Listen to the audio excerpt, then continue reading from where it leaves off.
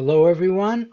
Thank you for joining us in this Learn by Doing.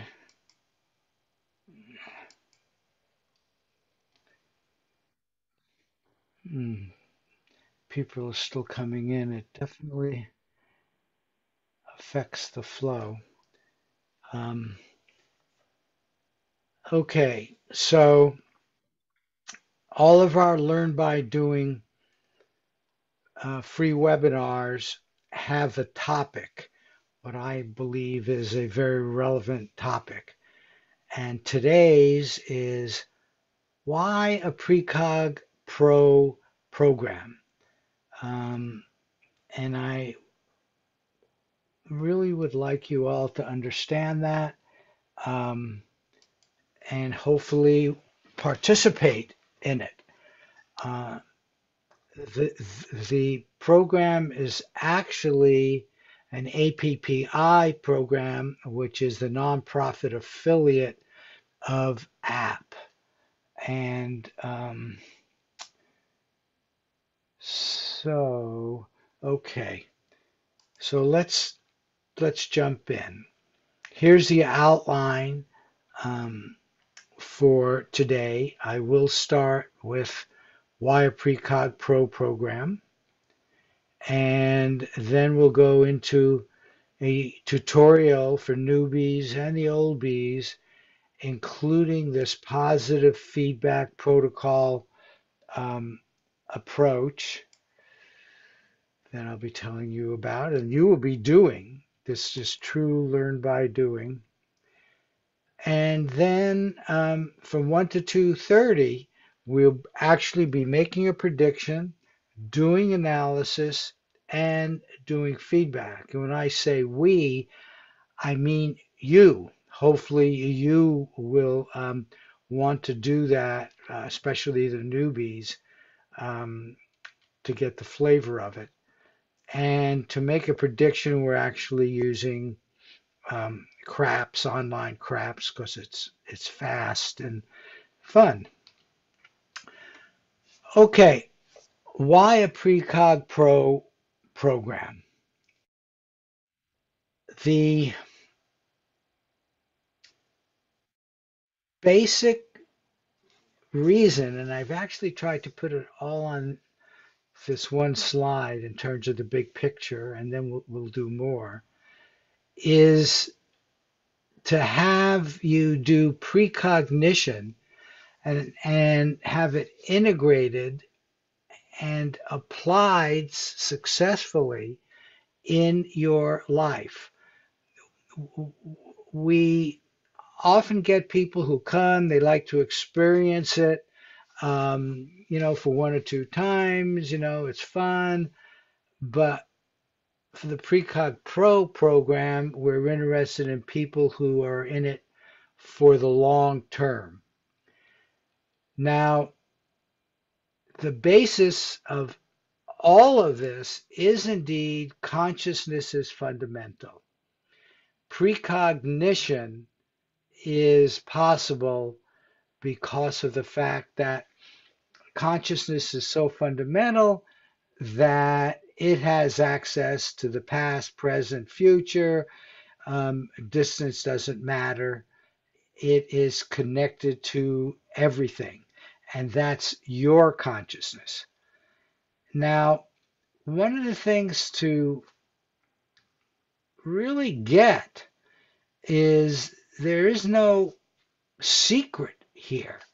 In my opinion, the path, the approach for mastering each of us individually, so to mastering your precognition and ARV skill is available. These three are examples which I've discussed in more detail, and I'll tell you a little bit more, summarize what they say, but all basically saying similar things. Zen in the art of archery, Zen in the art of motorcycle maintenance, and then the inner game of tennis. Because consciousness is something which is an inside thing. Um, so now, often I've talked about this stuff in and others in very general theoretical ways. No, what I want to do now and what I want to have you just begin to sort of get deep down inside is that it's your consciousness that is fundamental. Inside you is a psychic that has access to everything, all space, all time. Um, Now, how do we activate that in this physical world is what we'll talk about and give suggestions on. But I want this, and hopefully you will feel it's very personal. This is not theoretical. The Precog Pro program is made up of individuals, each of which are working to improve and get better and better and better at their precognition. Now, this idea that consciousness is fundamental goes back a very long way. Just because I'm a physicist, I like the quote Schrodinger, who says consciousness cannot be accounted for in physical terms. It's a non-physical thing. For consciousness is absolutely fundamental. It cannot be accounted for in terms of anything else. And Schrodinger, the Schrodinger equation is the basis of quantum mechanics. Max Planck, who also was very active in that time and sort of came up with the idea of giving a minimum length, a quantum minimum length as you get very, very small. That's kind of called the Planck length. But these guys were thinking really hard about the strange experiments and measurements they were seeing where they were looking at electrons and it's like they weren't there until they were measured. And he said, I regard consciousness as fundamental. I regard matter as derivative from consciousness. Derivative. We cannot get behind consciousness. But these ideas, the fact that there's something non-physical, go way back. In ancient Greeks, um, Plato had this idea of splitting the world into two, the material or physical realm, and then the transcendent realm. He called it forms, but that was the word he used for the non-physical. So he broke up the world and recognized that there's great reality in the non-physical. Now, your consciousness, in my opinion, is spiritual. Um, when I say non-physical, and that's because some people get turned off by the word spiritual. You know, this is not religion. This is actually the deep part of where religions came from, spirituality. And I want to give you a quote which comes from Nancy McMonagle, who was president, I think she still is, of the Monroe Institute. And we call her Scooter. She's the stepdaughter of Robert Monroe, who is really a consciousness pioneer, and the wife of Joe McMonagle. Okay, so she's been in this area really forever. And here's her definition. Spirituality references the metaphysical, that which goes beyond the material, mundane world. It includes a conscious sense of that which is greater than the individual, egocentric self, and embraces a connection to a unifying principle and all that is. This idea of deeply recognizing that there's something greater than you, the all that is, and being able to set aside your egocentric self is so important.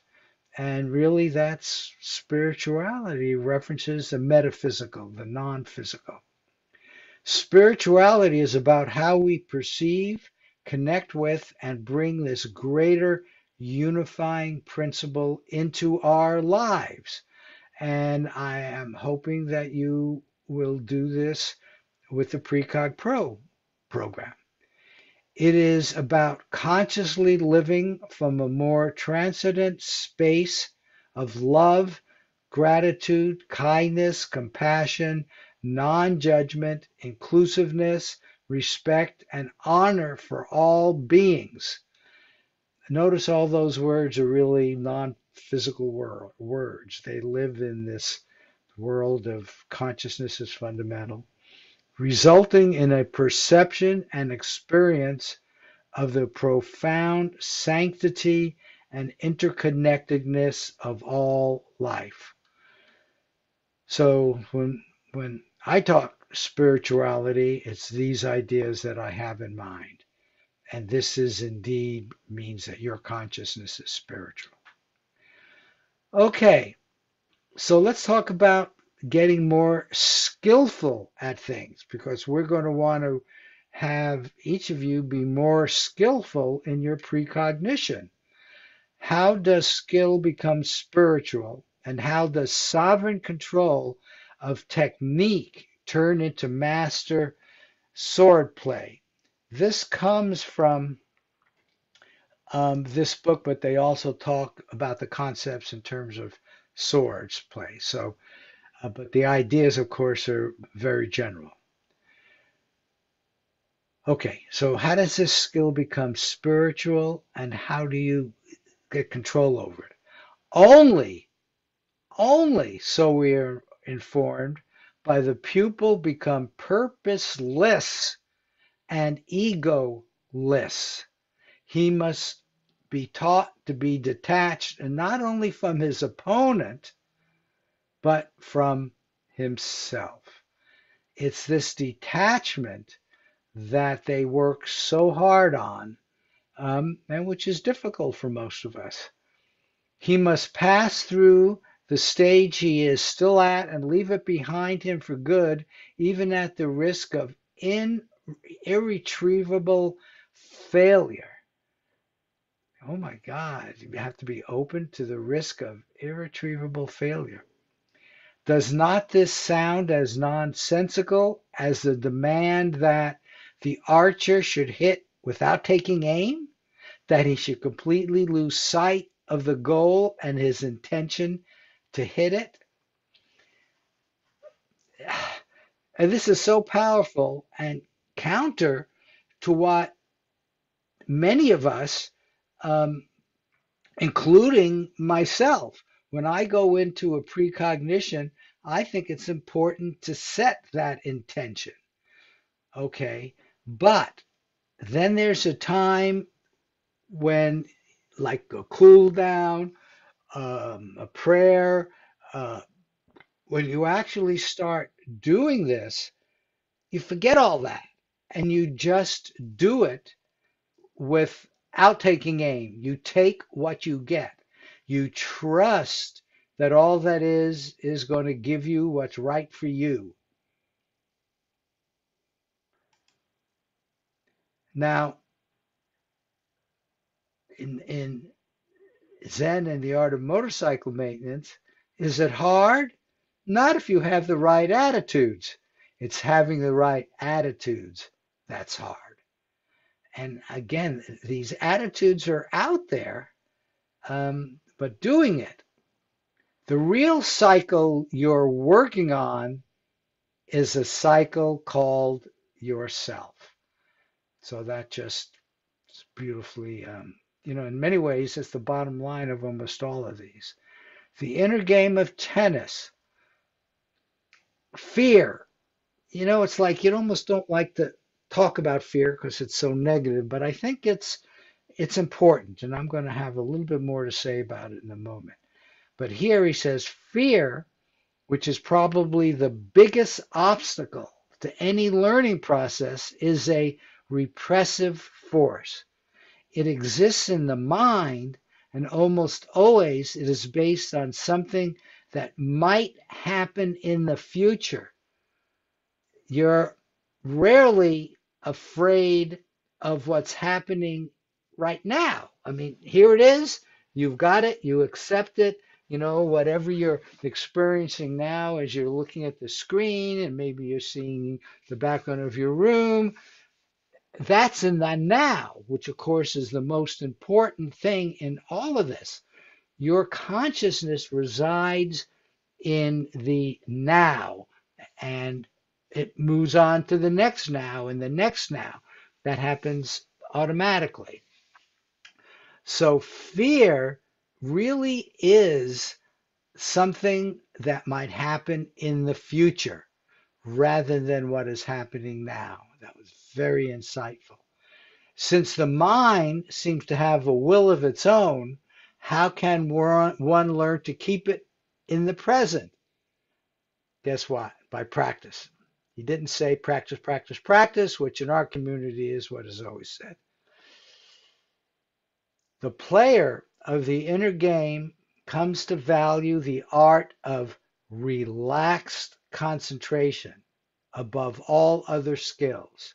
He discovers a true basis for self-confidence, and he learns that the secret to winning any game lies in not trying too hard. That's this place, and most of us have felt it in other circumstances besides precognition, where indeed you're fully aware, a kind of concentration, but it's totally relaxed. We try to use words to explain it, but it's something which indeed, you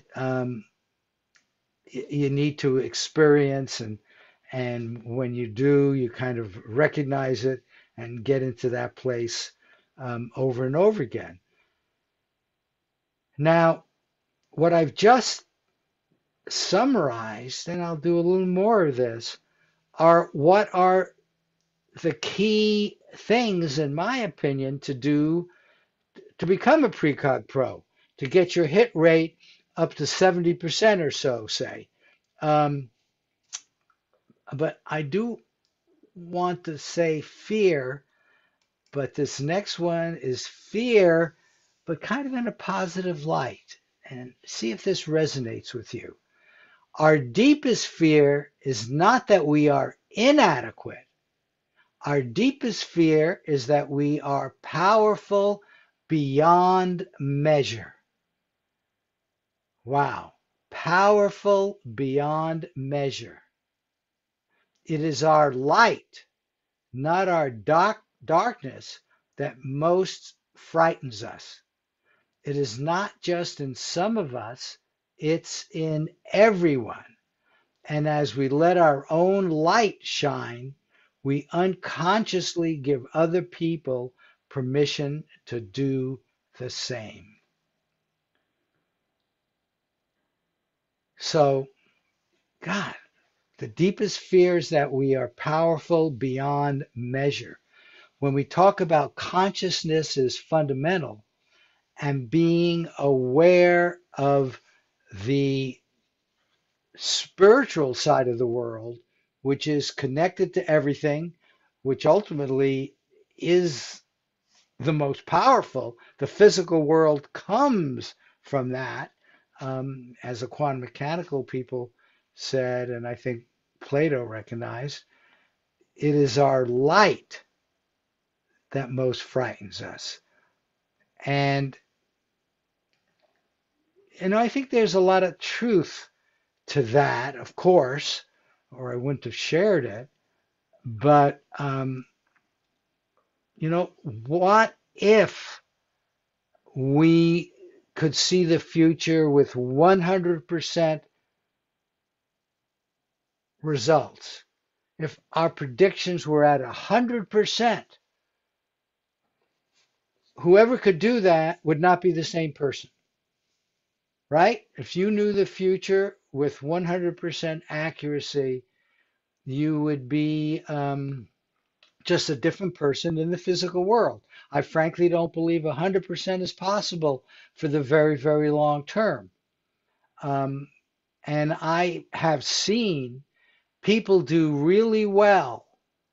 And then you can almost see that this happened with my sister-in-law with cards. She'd pick a card, it's red. It's red and it's a four.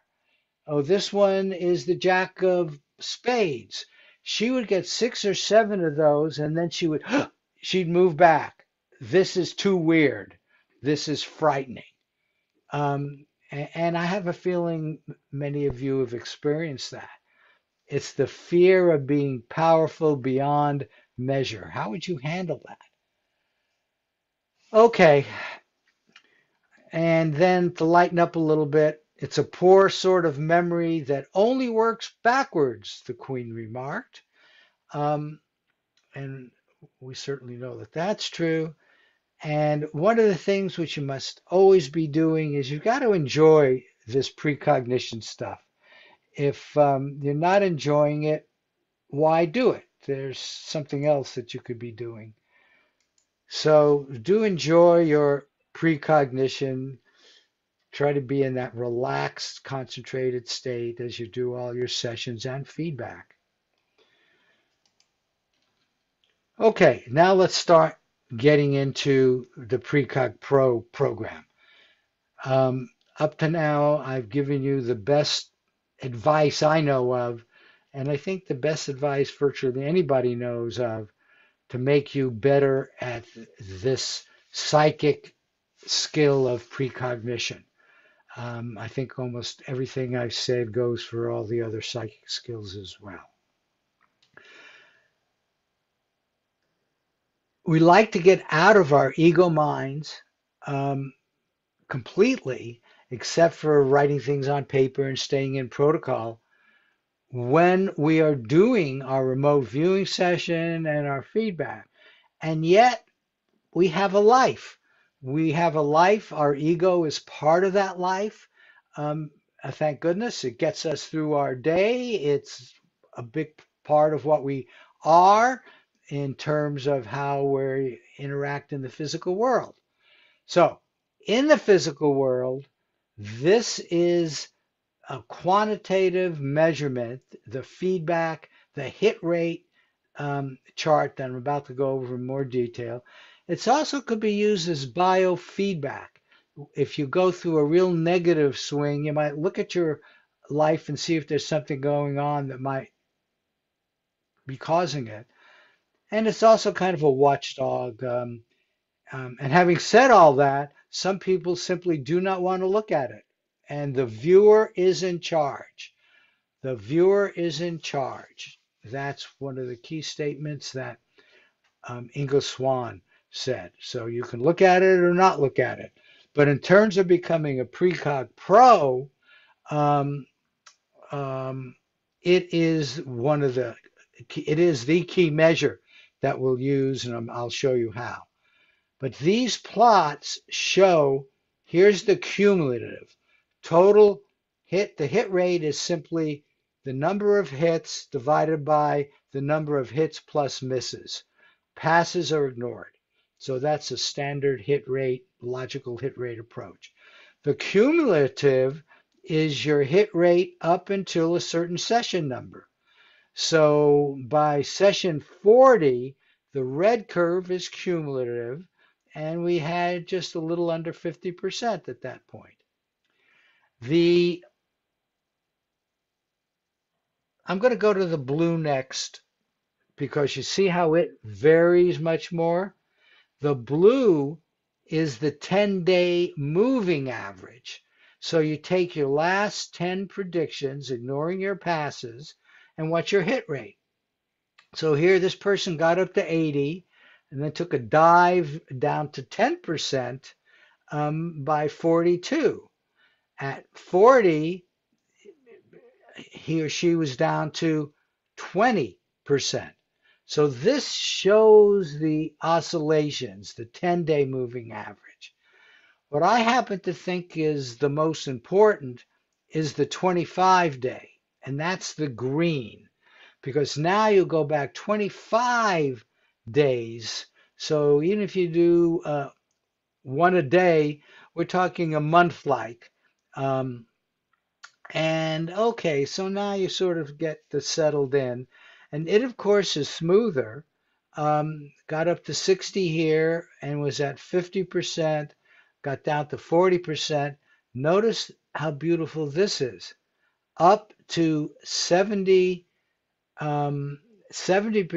for the last 25. That's what we are looking for to stay constant, though. Up in this area is what we would like. Nevertheless, this was really very good. And here we are between 60 and 70% after 140 sessions. So this is doing very well. In fact, this person would have become a Precog Pro in here and would be earning money at 60% or more. You're earning meaningful money. Below that, you're still earning something, and I'll be showing that to you shortly. Let me just give you other examples of this. Again, this is for the newbies. The oldbies have their chart, but I see a fair number of names here I don't know. Um, so this was a brand new person, started out at 100%, um, and then ended off with the 1819 at 70%. The 10-day, because of the misses in here, was 50%. This one I really love because I'd like to think of this as a person who was learning. Came in, we often talk about beginner's luck, and indeed that's real. We have a lot of people that start out up here, but not everybody. This person was down here and then came up for their 10-day all the way up to 80%. So I call that a learning um, example. And through all of this, every session teaches you something. Whether it all goes into the ego level, intellectual level or not, that's kind of up to you. But your subconscious is learning from the example, and I hope your ego intellect is as well. Okay, so here's another good one. 50 sessions up at the 70%. The issue here is, will you be able to keep it? Because you're going to see 72% is actually a magic number. And then I want to show you this one, which is the best example I know of number hits in a row ignoring passes. There was 14 hits in a row, ended off at 66%. Of course, this is really very good. This person and I worked together, and no different than now, couldn't intellectually figure it out. But this happens. Okay, here's a new one. This is a person now just up to a day before yesterday. Look at this chart. Okay, here's the cumulative. Cumulative is at 60%. The the 10-day, and notice you always can tell the 10-day besides is blue, it always stops at even numbers. He was up to 90, took a drop. Got up to 70, took another drop.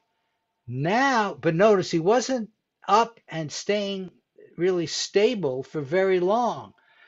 Look at him now. His 10-day has been between 60 and 90%, and his 25-day is leveling off at 76% or so. So, um, okay, so this is terrific. Uh, and what I want to now show you to get into the Precog Pro aspect is how he is a Precog Pro. How do we keep track of what's going on and how is his earned professional fees calculated? Okay, this is a Precog Pro, Precog Professional, and we're trying to build up a a whole bunch of them, as many as possible, because we're doing everything we can to teach people how to get better and better at this. Now, what we do, and there's no cost to the Precog Pros at all, at what's called level one, and I'll show you the other levels. I'll show you the other levels a little later. But at level one, the we start by putting in his account $250.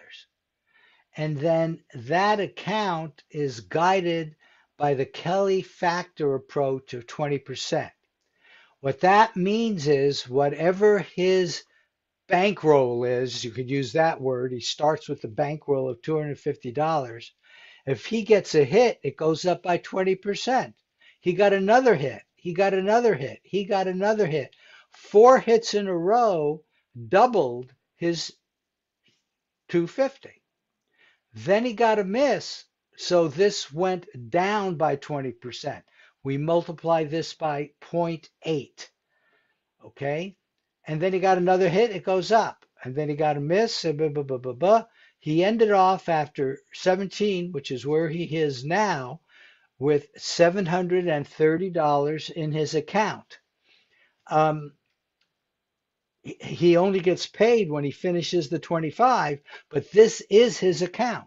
And this comes from how we keep track of all of the Precog Pros. So that's really important to understand. If there's any questions about it now, I'm open to this. I'm taking more time on this one, this whole thing, because I just really want to encourage Precog Pros. Okay, so because of his getting 12 hits out of 5, he's got a 71% overall hit rate. At this point, he's almost tripled that $250. Now let's go just a little further. One of the things, if you remember, all we do is multiply by 1.2, that's up 20%, or multiply by 0.8. So it's very important to understand that the order that you get to after you're 25 doesn't matter that much. This is a hit rate, it looks like I cut it off, of 72%, which is you're going to see next is kind of a magic number for moving up to other levels. So here at 72%, the 250 was worth almost $1,400, and the order doesn't matter because, as you know, multiplying by 0.2 and 0.8 in any order will give you the same answer by the time you get to the end of 72%. Okay, here is the compensation that the Precog Pros earn. We've been focusing on level one. Here's the 72%, which is 18 out of 25. And there's your almost 1,400 in that last example. So this number should become clear to you. Had it been 76%, the Precog Pro would have gotten paid a little over $2,000. If you gotten 20 out of 25, which is 80%, would have gotten paid $3,000. And say at 92%, would have gotten $10,000.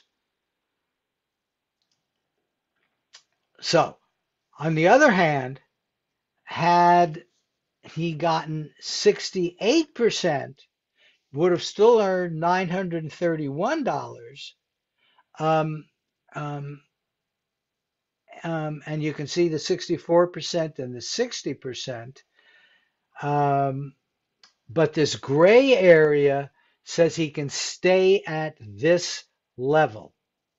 How do you get up to the next level, which of course pays more, is if this person who looks like got a good chance at it anyway, gets 72%, he will move up to level 2.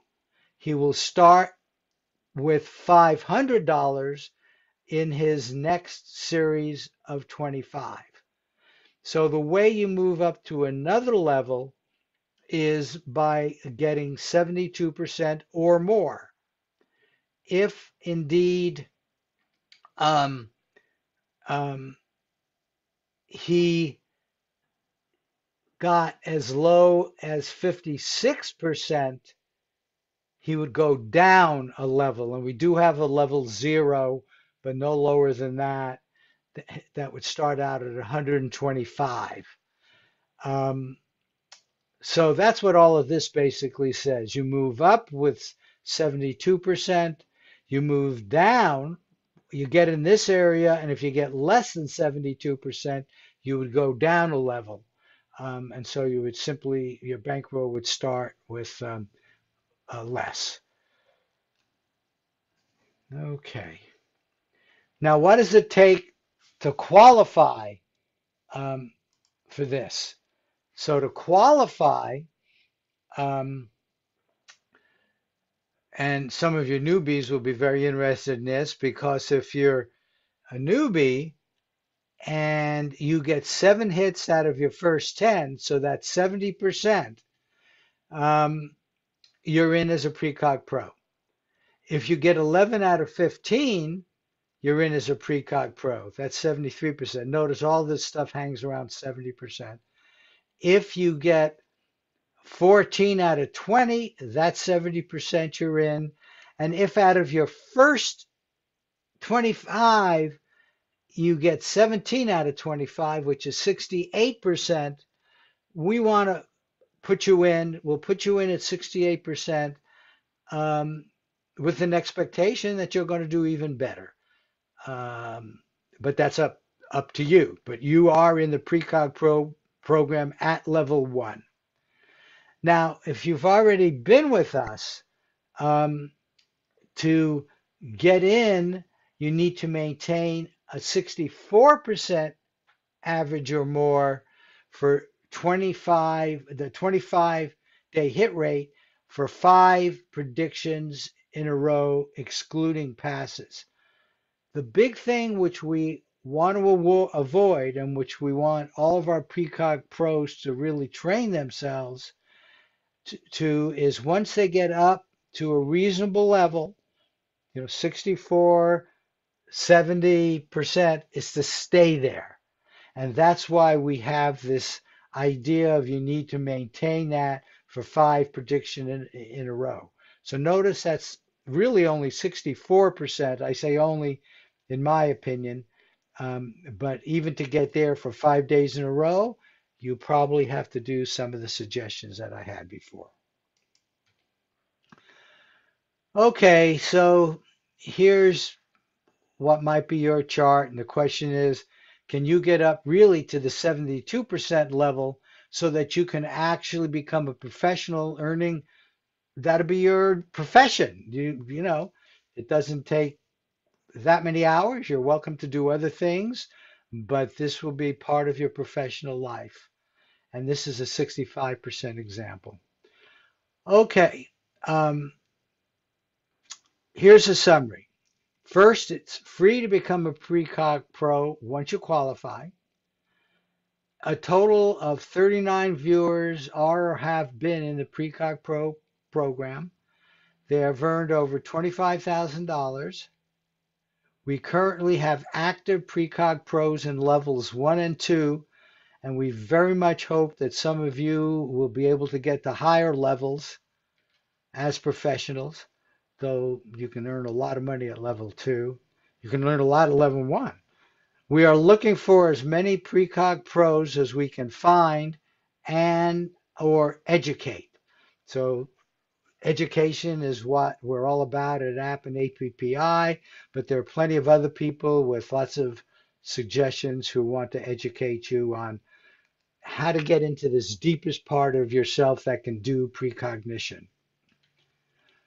And if you qualify, I try to watch the people are doing well. But hey, let let us, but let me know, um, since I can't follow all the stats, and I will verify it, and you're in.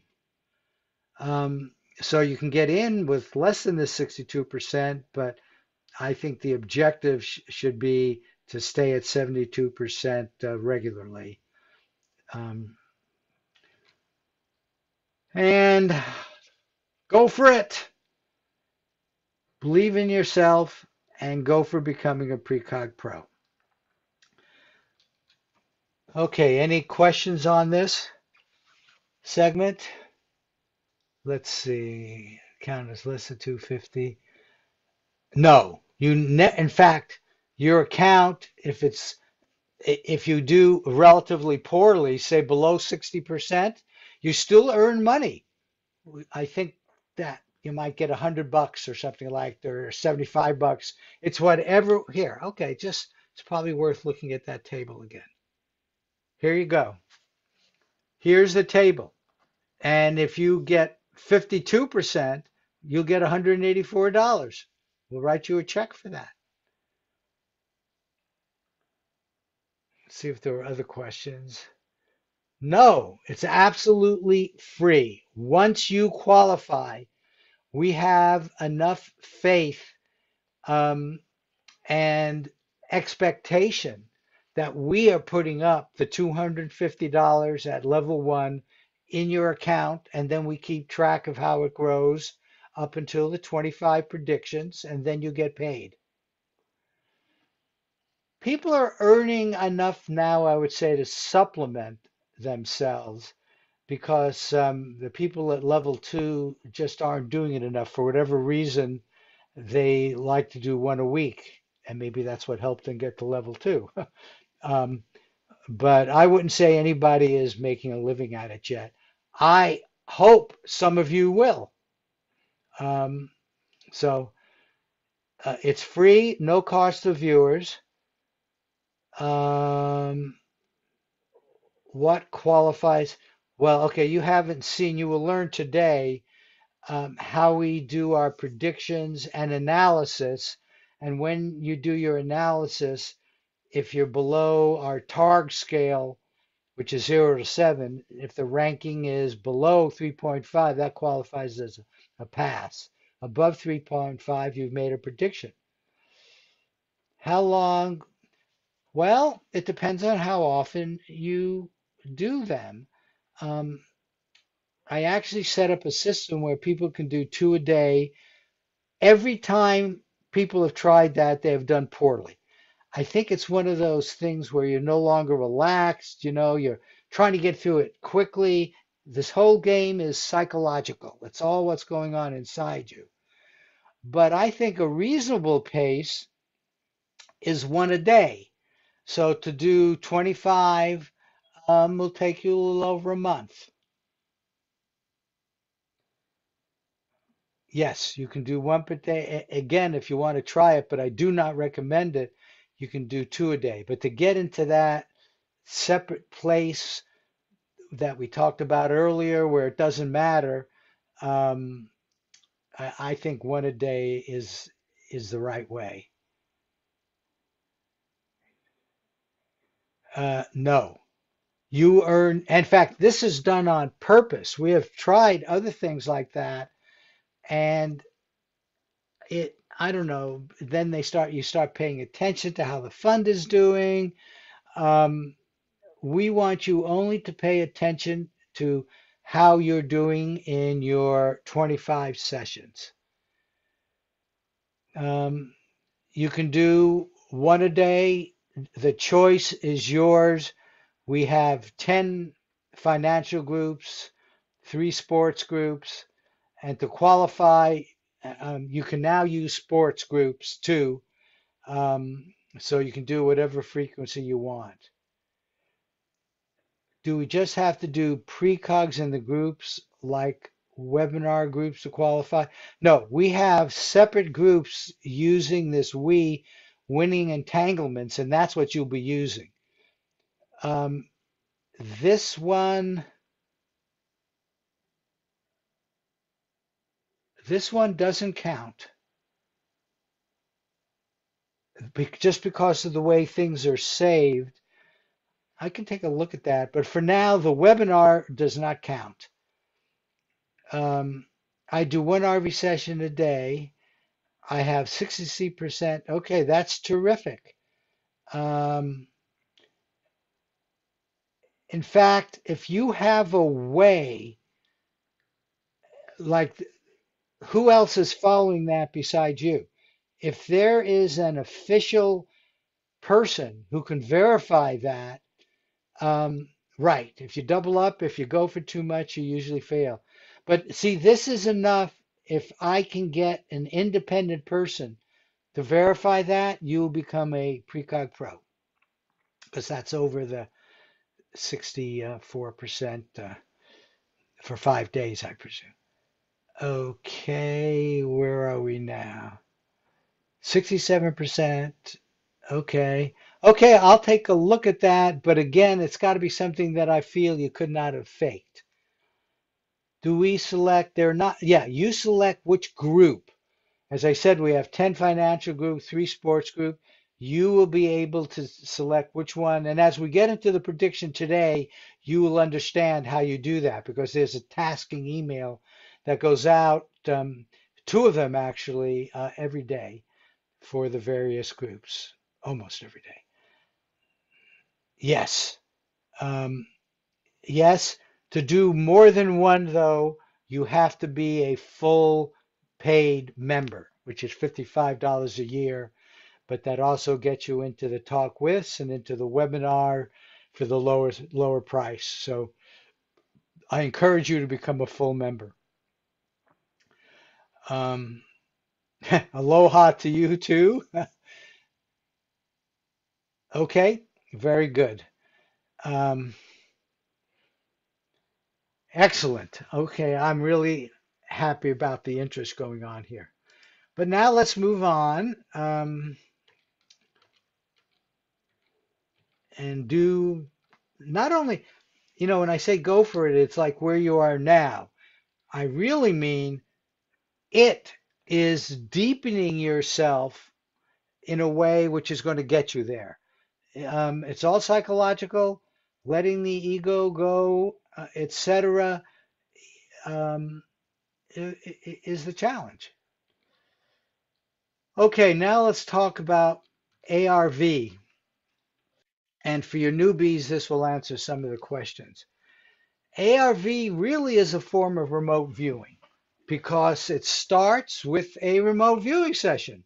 Describe and sketch your feedback target, right? That's a remote viewing session. We happen to now use um, what we call photo sites, photos. So you're going to describe a photo of a specific place when the photo was taken. Now, this is when you remote view the target and you create your transcript for the one and only target that you will see and experience during your feedback session. Notice we're now talking linear time. Okay, so you do your feedback session. Sometime in the future, you are going to get a feedback target. This is your truth point. You will see it. Hopefully, you will be doing really whatever. Okay, you will see it. I don't have to put in any other qualifiers. This is the way it works. You will always get a target. You will get to experience it. Um, And this is where the precognition indeed comes in because sharing information, entangling information from here to here is what precognition is all about. Sometimes it's called retrocausality because if you think about it starting here, which I think is a pretty good way of thinking about it, you are retro causing the remote viewing session. How did that information get here? Well, it comes from the feedback session. Now, if we were to stop there, that would be regular remote viewing. And a lot of people do just that. They get the idea is to find a target for maybe where a missing person is. We have a link where you can do practicing, where you will do a remote viewing session and you will press this link and up will come a feedback target. Is that what you predicted? So you can do just that. Associative remote viewing is different because we now have another step, which in principle is done by an independent judge, an independent analyst, or self-analysis is possible, but you're wearing a different hat entirely. You're now wearing your analysis hat. You're not wearing your viewer hat. Here and here, you're wearing your viewer hat. Now, when analysts now actually will be making an investment choice, how do they do that?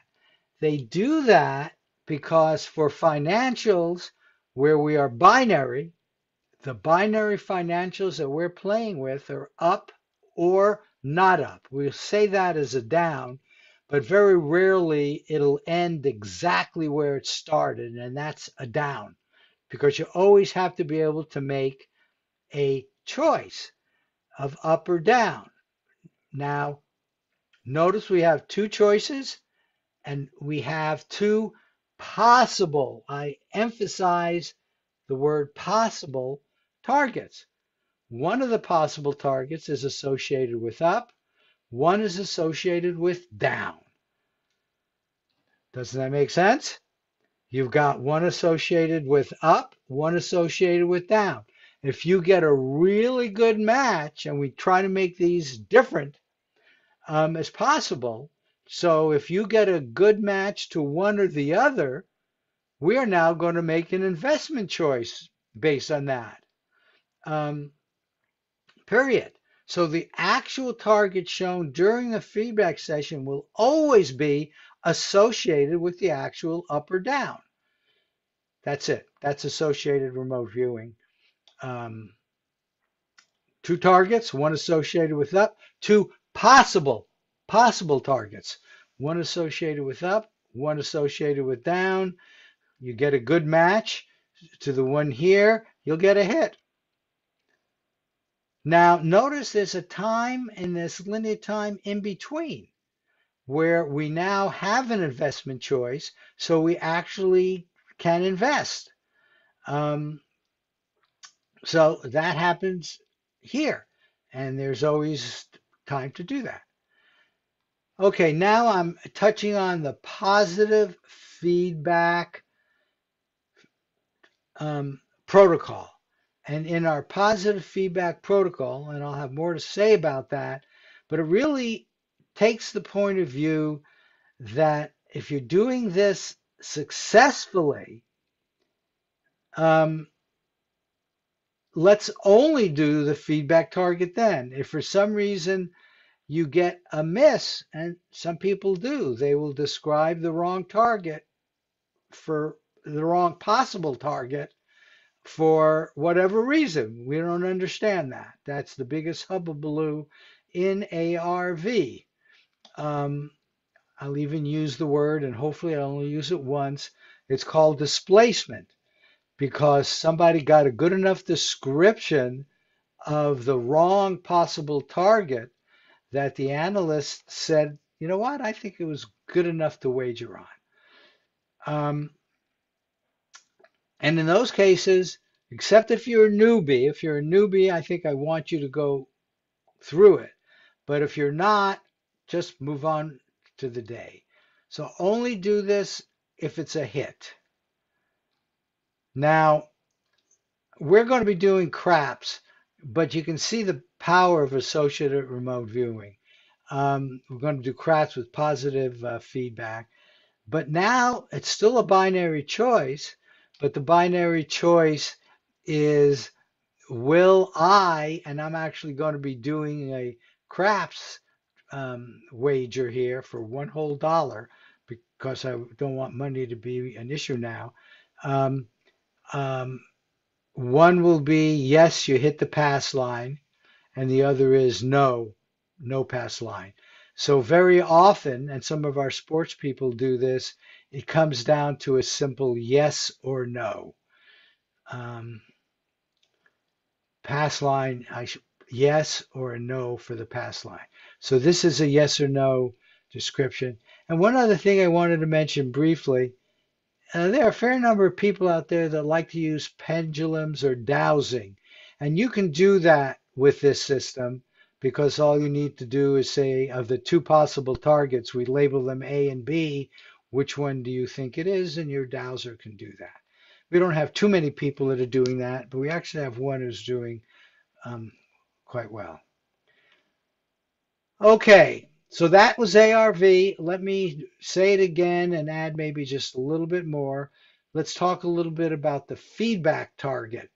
I told you it is a photograph, and your job is to describe the photo at the time it was taken.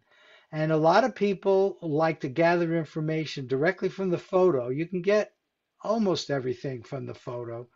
But a lot of people, just because of the other things they're doing with other aspects of remote viewing, they might want to move to the site at the time the photo was taken.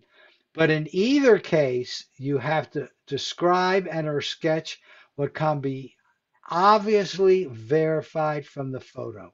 We want the big, obvious stuff. The first impression gestalts are great. When you first see it quickly, if it were to be flashed, what do you get? Here you might get water. You might get brown. You might get multiple. It's the big picture stuff that you get first, and those are very important, as you'll see. But you can also get visuals in more detailed ways. You might be able to describe, a white sail. Uh, And then you can get sounds. You might even hear water. And you can get that from the picture, but if you go to the site, it's probably easier to get the sounds, smells, taste, tactile sensations, emotions. Understand, your entire nervous system is available for your subconscious mind, for consciousness is fundamental to activate up into your conscious now moment. Your conscious now moment is then what you report on your transcript. And it's coming through your nervous system. And anything that your nervous system can pass on, and usually passes on regularly to your now moment um, unconsciousness, can come up when you're doing your precognition session. Okay, now in the positive feedback approach, you only do this if you get a hit, and that supports this idea of being successful. You want to totally reinforce your successful predictions. Now, I want to introduce HAG, which is harsh analysis with gestalts, because that is what we're doing. The harshness comes up, for example, here, you could obviously see there's sounds, you've got all the colors, you've got lines here. One of the things you don't have is a person. Now, and it's a bit controversial. Do we know for sure there's a person there? Well, you probably think so, but he's not in the target. Um, and so we have a way where you could give it half credit. And that's all we would expect, either zero or half credit if a person came up here. The focus is on the target, on the photo site. Um, Now, I think ARV is easy to understand. Um, Once you accept that you can get information from the future, it's very straightforward. Two possible targets, you want to predict the right one.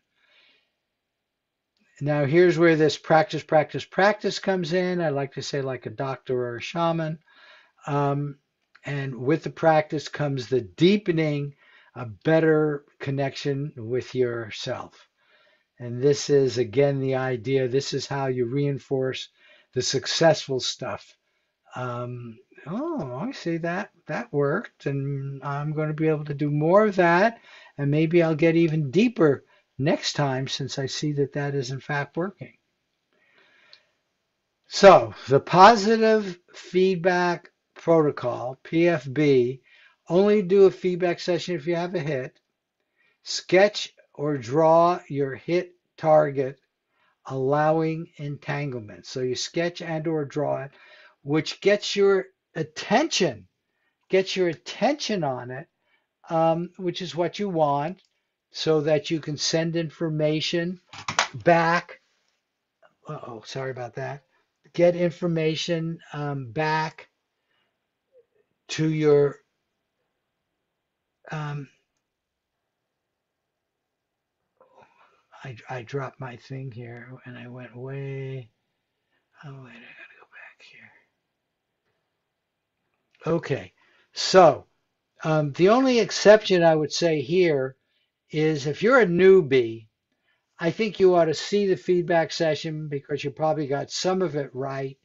Also, doing step 2 here to get used to that and to get the sense as you're doing step 2 that you're entangling with your remote viewing session.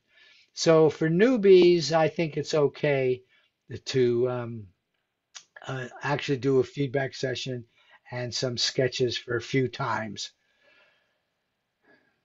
And always during all of this, add love, add joy, enjoy what you're doing. And it's always good to feel love in your heart. Wager wisely if you wager. If we get this edge, you can get rich, but get rich slowly. These people who win the lotteries are good examples of how you don't want to do it. Just keep doing this.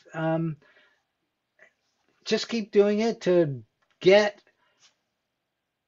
a strong working relationship with your subconscious. Get more and more attached with the spiritual, your spiritual attachments. How could there be a better kind of goal? And that's what the primary benefit of ARV and applying precognition is allowing a strong working relationship with your subconscious, higher self, the matrix, the UCC, universal collective conscious, all that is, whatever you want to call it, the deep spiritual part, okay, or whatever you want to call these non-physical aspects of you. Okay, any question before we go on to a new prediction? A lot of people come in because they want to do that. I love it. Um, let's see. I don't see any questions in the chat box. Okay, I am going to move forward now. Let's do a prediction. And again, for your newbies, this will hopefully, and if you ever have questions, you can always contact me or a group member or whatever.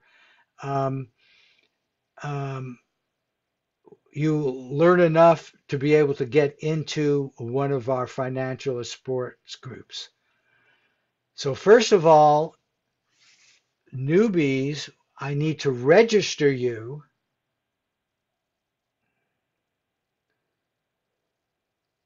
And this is where I do that. So this is the webinar workshop. There are 95 members in here now. And I would like to add any of you. So in the chat box, um, put your email address. That's all I need. Okay.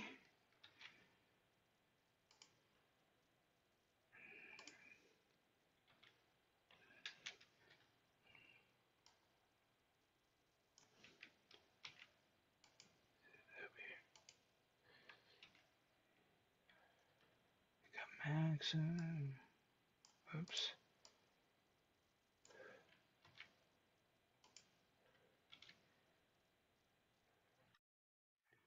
Brad.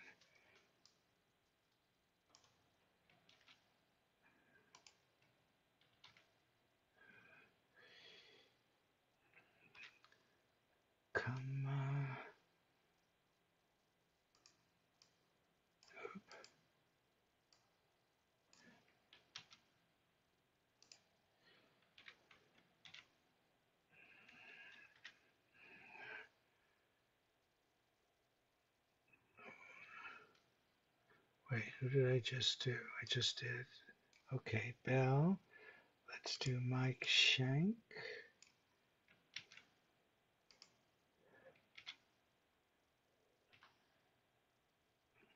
Okay, and if some of you are thinking about doing it, just contact me and I can put you in at any time.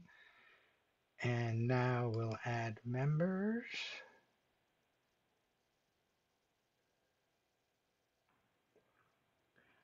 There you go.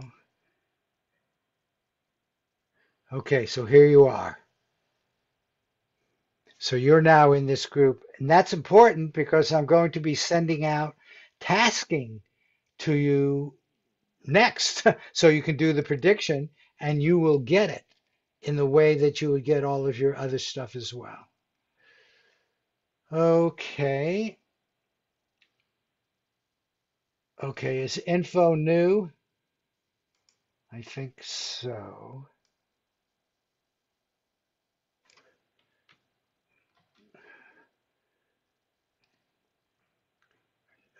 I just think it's so important to do this.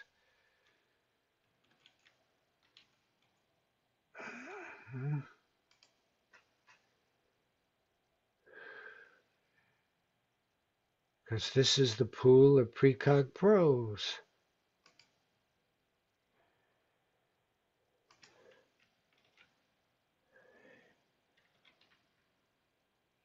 Nobody else. Okay.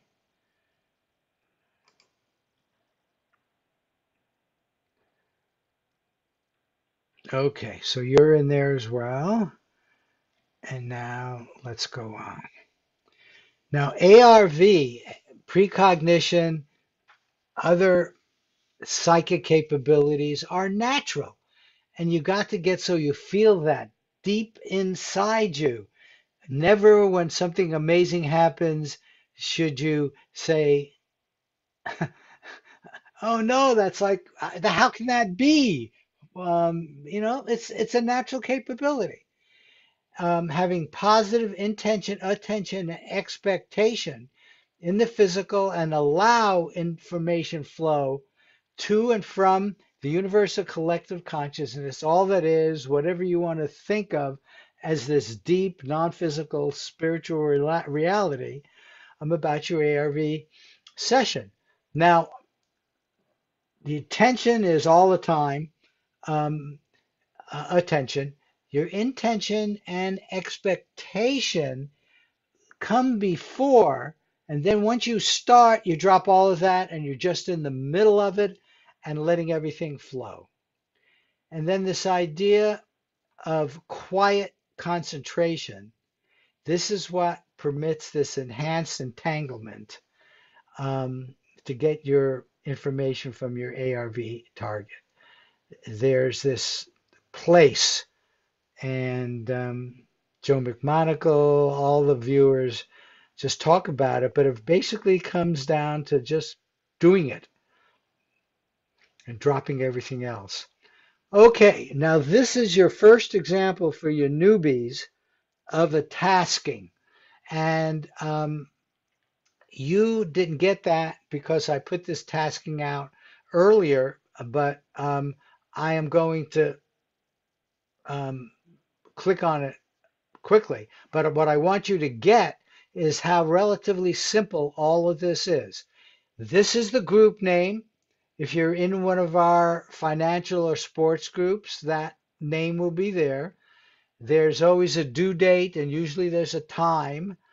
And here's the event. In this case, will Marty, playing the pass line today, win? Simple as that. And then that's a yes or no, and that's today. And then you would click here. Now, what I'm going to do, I have a hot version of that here. You would have it. When you click it, you get this page where you put your email address in. For those newbies, I'm going to put this in the chat box.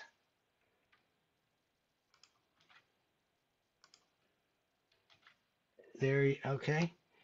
There you go.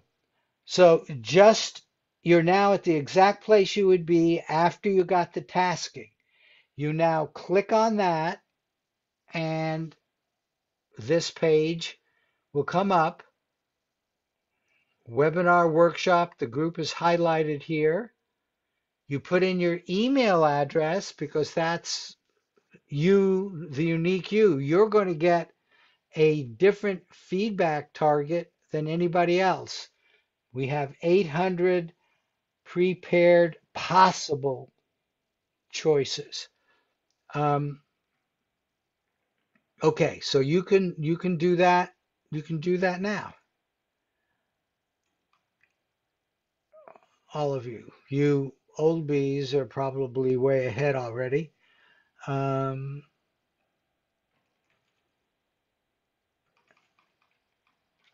okay, what happened here?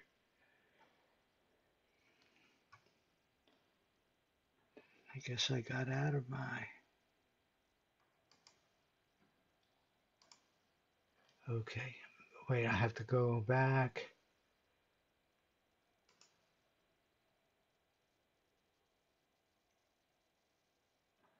Right. Oh, this is, yeah, okay, that was something else. Sorry.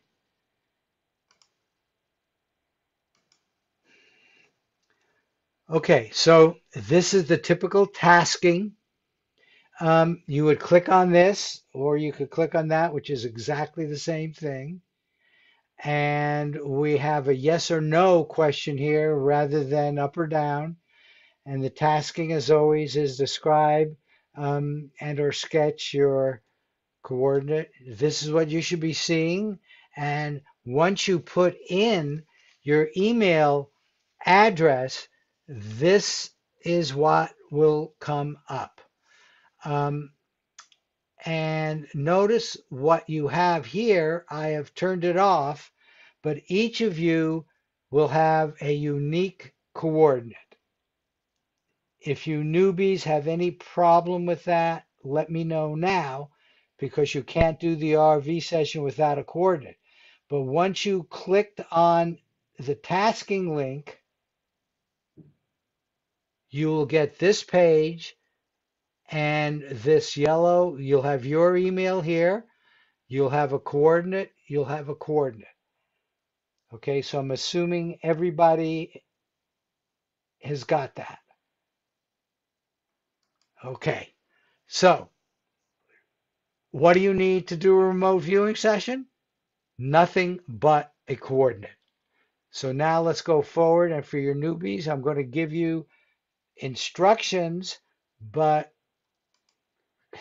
again, as you're gathering, a lot of it is relaxed receiving information.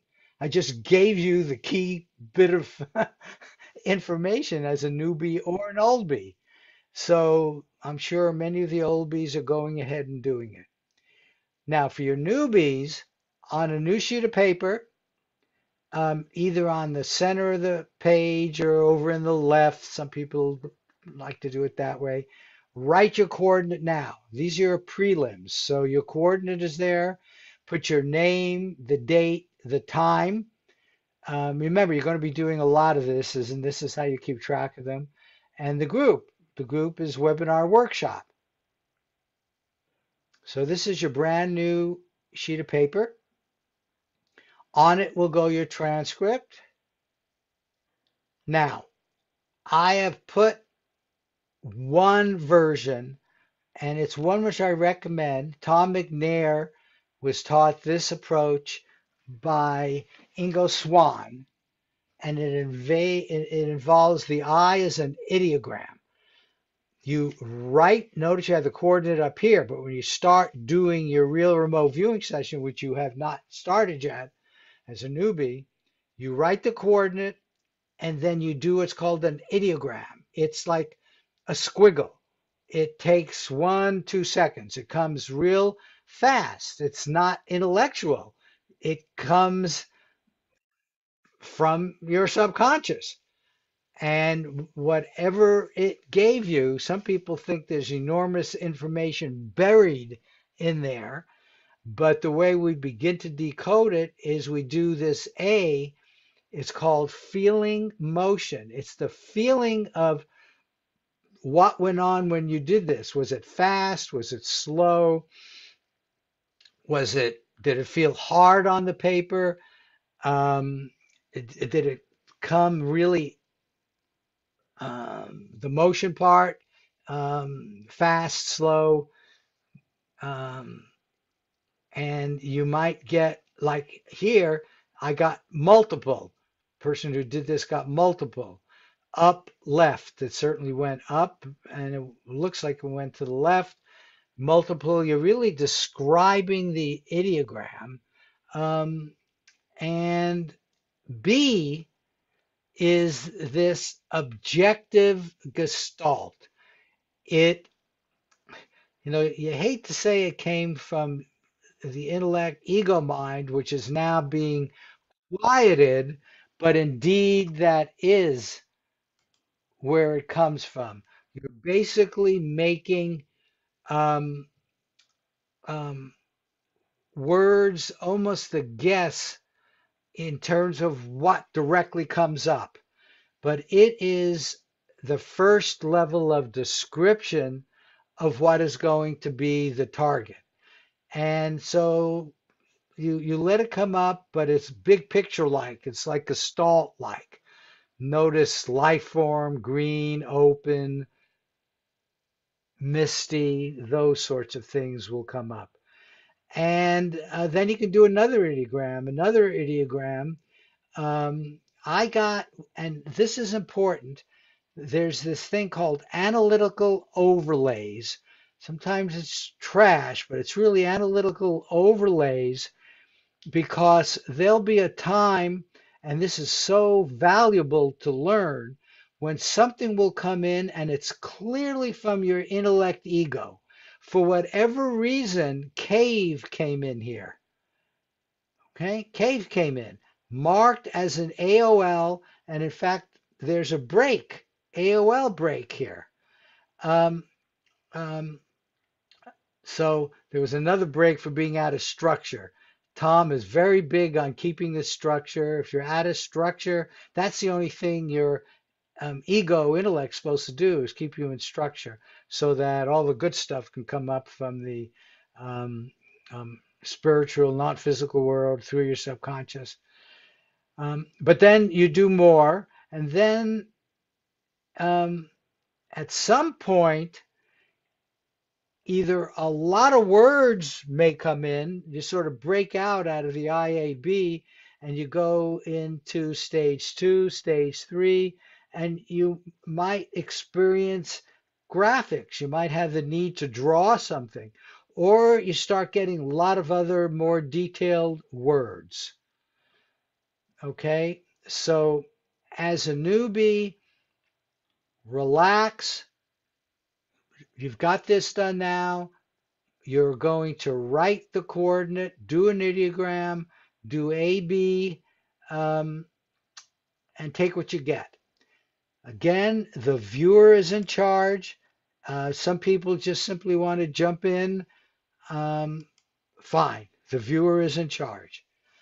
The thing here is be relaxed, allow information to come from the universe of collective consciousness to your sub, to your conscious now mind, and get it on your transcript. And the rule is whatever goes, whatever comes, even if it's, in fact, especially if it seems ridiculous, put it down. Those surprising ones that came out of nowhere, those are usually the gems. But whatever comes, put it on your transcript. The next thing after your transcript is done, and a lot of people now write EOS for end of session. A lot of other people write end.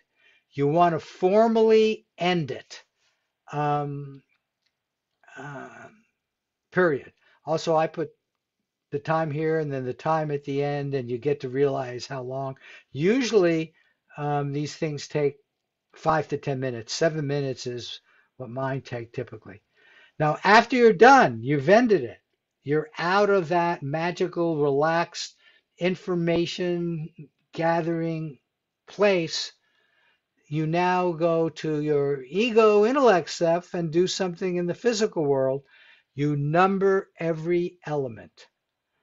So the red here is just numbering every element, including the Enneagrams. Sometimes the Enneagrams will actually look like pictograms. You'll be able to see things in the two possible targets, or the judge will, that will say, you know what, I want to give that some credit, either half or full. Or some of these just don't fit anything, so you give it a 0. And you're going to use the same numbering system for the possible photosite A and possible photosite B. So that's that's what you do. The transcript, of course, is the most important thing, but you know it's going to be analyzed. So we're getting ready to do it. We're going to do it um, with this mindfulness, as you're always paying attention to your now conscious mind to get stuff to put on the transcript. And if something comes in that you think is from your intellect, again, learning that difference is one of the things that will come from doing more and more of these. You'll make that an AOL. Right now, I recommend just relax a little bit, breathe, begin focusing on nothing but your breath for a while. We're doing what is often called cool down by doing your breathing and focusing on that. Some people like the idea of a silent prayer to an all-knowing entity by whatever name. And what I'm now going to do is I'm going to play some Monroe Institute binaural beats, which Joe used to help him with cool down. You'll have 7 minutes total. The early stuff, especially for newbies, is usually the best.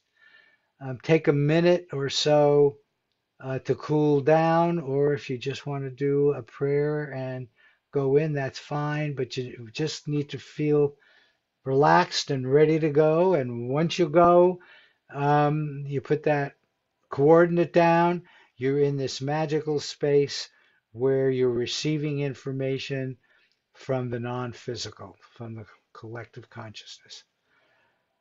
And the only job of your ego is to maintain the transcript. And at about 2 minutes, a narrator will remind you to turn inward. And I will tell you when you have a minute left, time to go. So I am going to start it now.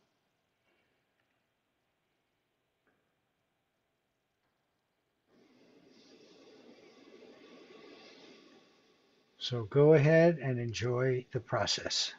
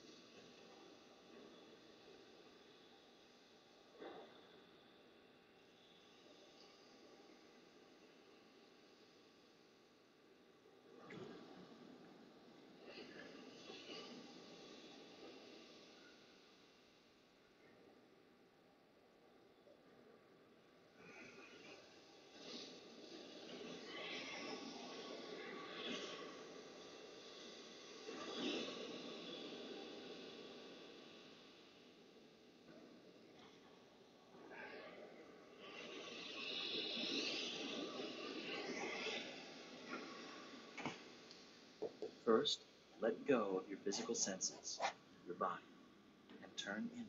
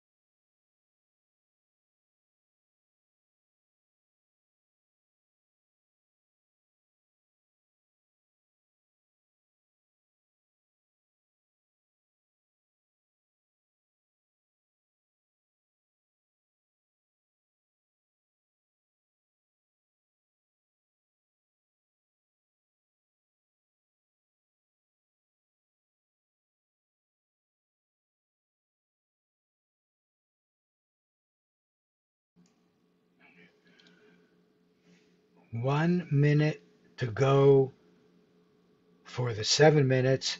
However, if you would like to take more time, do so.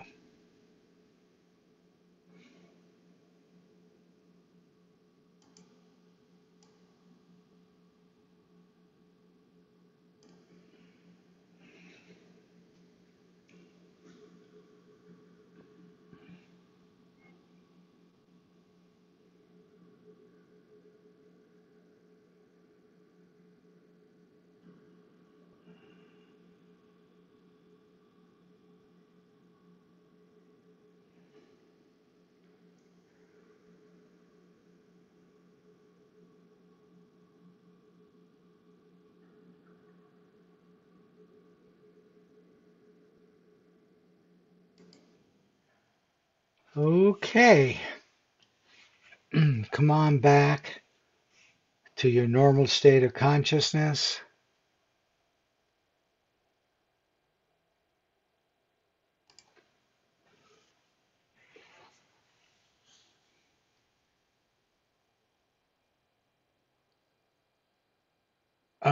Under normal circumstances, the judge would do the numbering. So the viewer would just pass the transcript on to the judge. So the viewer takes however long it takes. You can see there's not that much time involved, um, but it passes on to the judge to do the analysis. Today, we're doing self-judging, so that's why I wanted the numbering done. Now, if you've got somebody with you who you want to be the judge, that's fine. Pass it on to them. Okay, do any of the newbies have a comment? If this is the first time you've done one, did things come to you okay? You've got stuff on your sheet of paper, you have a transcript? I'll assume that's a yes, that you've got something going. Okay, excellent.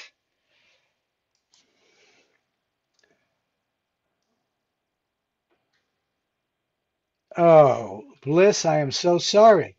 No, the cool down was only supposed to be 2 minutes. I think you came in late. And then you do a session. If you'd like, go ahead, do a session now. Oh, the binaural didn't come through. That happens. I don't know. I have to figure out why. But I'm sorry for that too. Um, but hopefully that didn't stop you from doing your sessions. A lot of people like to do sessions in absolute quiet. Yeah, Bliss, why don't you do it now and then you'll be able to catch up.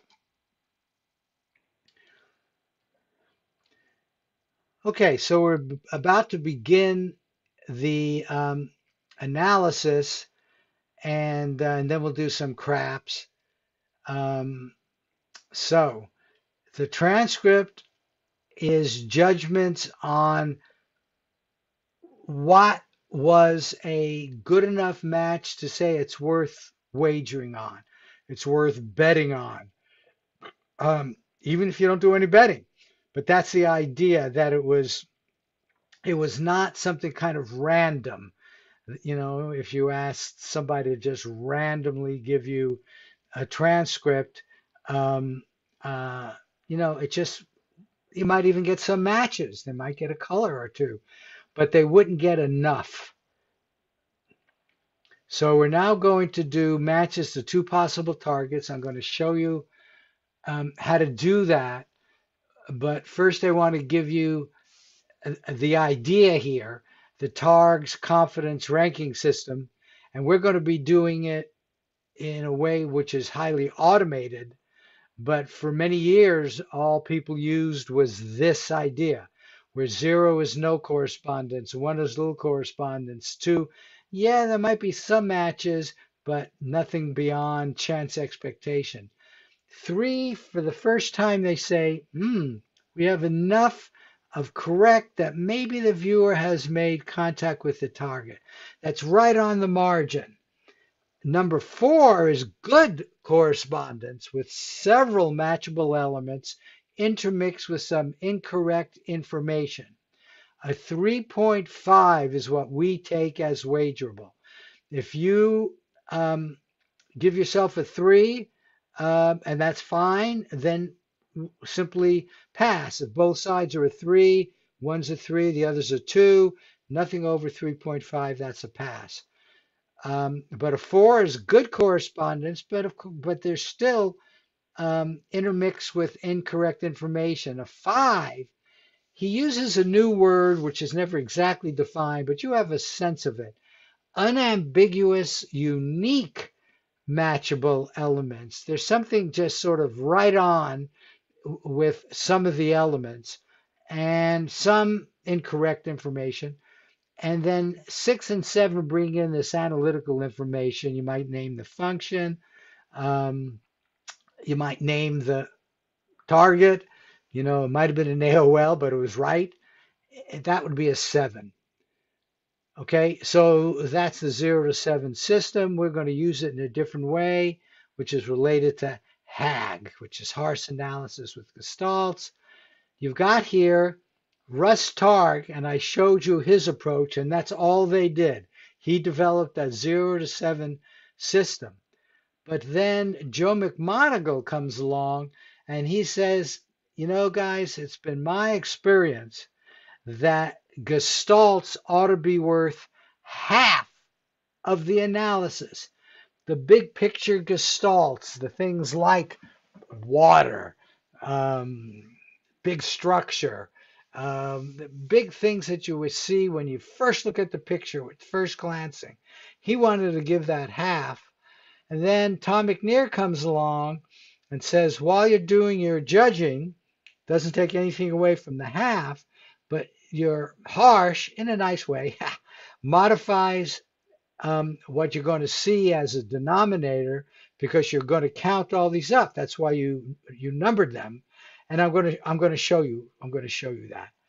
But as I said, this became automated, um, and first let's go over what we call them figs. They're gestalts, but they're really the first impression gestalts. You know, they've done experiments where they flash pictures for like millisecond and people get information. You know, the information is out there. It was for a millisecond, and the subconscious gets it from the universe of collective consciousness. And what it gets for that short of period are these first impression gestalts like water, fluid, land, a shape. You know, there's a lot of roundness, a lot of squareness. Um, and again, dominating, not a small part of the picture, a major part of the picture. Is it air as a major thing? Is there, you know, is it in the air like a rocket? Is there motion? Is there energy? Is it man-made? Is it a structure? Um, inside, outside? Is it natural? Vegetation? Biological? Alive? People, animal? A dominating color? It turns out um, this gestalt can be other things as well if it dominates the photo site. And when you look at it later, you'll know at the feedback time. But you want to be able to pick this off at remote viewing time. Now, we're about to get into the analysis. You have your transcript.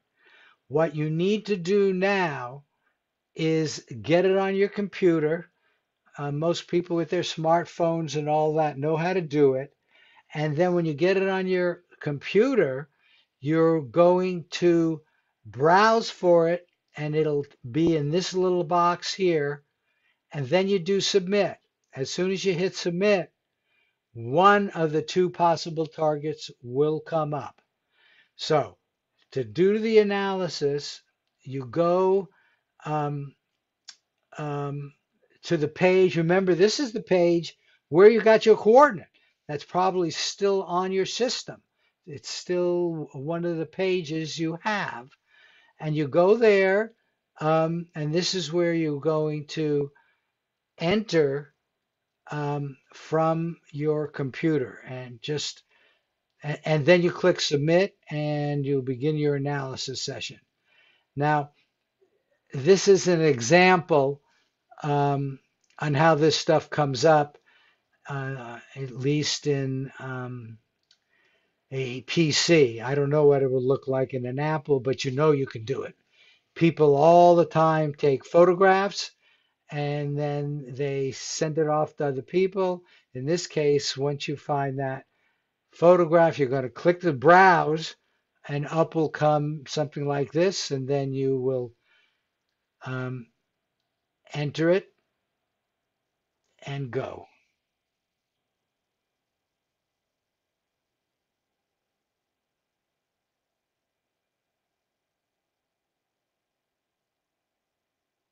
Okay, Michael. Yes, number the AOLs. Um, Michael, did you actually submit a session? Oh, you're just sending this to me, but he's having problems. So let me just talk to you, Michael. Did you actually submitted one? Oh, you couldn't get the coordinate. So you're going way back. Oh, well, if you don't have a coordinate, then you can't do anything. Um, Let me see. Here, I will put in, and again, you can catch up. I'm going to put into oh, okay, you're doing a direct message. So this is going just to you. It went to everybody else before. This is the link to get your coordinate. So you do a pretty quick session, and then you'll be back here where you will come back here and then put your transcript in. Okay, so this is where you get your coordinate. You obviously can't do too much, so that's where you do your remote viewing session. So I presume some of you are doing that, and I'm going to tell you now what you will be seeing. Um, and I've blocked out a photo, but when you click this submit button, after you've browsed for it, and you'll be able to see something that looks a little different on all computers, but it's sort of clear that there's this thing being filled in. Then you click submit. Then you will get a page just like this. It'll say analysis judging page. The two possible photo sites are first shown individually and then together. Be sure to scroll down and enter your confidence ranking, CR, the 0 to 7 ones that we talked about. Um, and so you will actually get to see one here. Now, the judge, if there's an independent judge, this is where the numbering of the elements come in. You would number your elements. So I just clicked, okay, here's element 9 and 10. And the way they show up, okay, so I clicked down here, and what you're seeing is element 9, 10, 19, and 20. But then within them is a big A or a little a. Remember the bowling pin example? If there were people mentioned, you might give it a little a. Um, um, or you might leave it, some of these others you might leave blank. The default is blank. So this is how you get in and use the big A's and little a's. Now, you see where it says fig here? This will only give you, okay, I don't have it. It's a pull down just like this, except it's from 0 to 1, point 1, point 2, point 3, point 4, up to 1. So the maximum you can give a fig is 1. So if you nailed the big picture elements, you give yourself a 1. Let's say you nailed 1, but there was another one that you really felt, should have been a fig. It was major. Then you give yourself a half. Um, and again, the viewer's in charge, so you're making a judgment on how well you calculated it, and you fill it in here. And the formula, which I will, I think, quickly show you, but you don't have to worry about that. You're just putting in the data, but the formula is such that Joe McMonagle's observation of it counting for half is in there. This part is counted based on the total and how many you got right and wrong and that sort of thing from the judge, which again, you don't have to worry about. All that's automated. But so first you do it for photo site A, then you do it for photo site B, the exact same thing, except here is the automatic math for you that you will get to see. So after you've filled all of this out, you then click right there. And when you click there, you will get, and this is the formula for the CRA and CRB, and we've done comparisons of this formula with what a lot of people gave just using the Targ system without it, and it works quite well. Um, and the way it's designed, you can see the fig, which is from 0 to 1, gets added with number of A elements, total number of data elements total, but the maximum this can be is 1. And so we've got 1 plus 1, 2 maximum times 3.5. So the most you can get is the 7 out of this. Someone just asked big A and little a. Big A is um, a match. You got a good match, it's not marginal. The bowling ball example of a person, even though it's not in the target, if it's so obvious that it's nearby, at most you give it a little a. So the little a's are for those that you can't quite decide. Yeah, you're welcome to email contact me, sure. I do not use Facebook. I'm an email person. The best way and the only way to get me is from my email, which you have. Okay, so that's it. Now at the bottom of this page, it gives summary, but the key thing is it'll give you the confidence ranking here and here. And you should write that on your transcript. It's not rounded off yet, but write it on your transcript because the next step is to go further down on that page where you'll have both of the pictures. This link will give you that 0 to 7 Targ thing, which we're no longer using if you use the HAG. If you are using it, again, the viewer is in charge. Some people might look at their transcript, look at those words, and give themselves a 0 to 7. Because when you click on this, what will come up are choices of 0 to 7, but like it'll be 3.5 for 4.5. And so you'll round off what you got from here. And that's why it's good to write it on your sheet of paper. Put in some thoughts and feelings of what was going on with you during the judging. If you're doing self-judging, you can put something in there too if you like. This is saved and becomes part of your record that you have access to. You click submit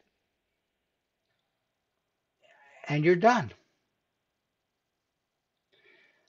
Okay, so we and your newbies, the analysis takes more time than anything else. As I said, for most people, not everybody, some people like to do full CRV sessions and they might take half an hour or an hour. But for ARV, usually you make them shorter because you're really trying to distinguish between two possible targets and not get a detailed description of a target. But if you want to do that as practice, feel free. The viewer is in charge. But typically 5 to 10 minutes for that. The analysis, it might take long. It takes as long as it takes because you have to make decisions and depending on how many elements there are. But what I'm going to do now, and if you're still doing your analysis, please do it. And what I'm going to do now is,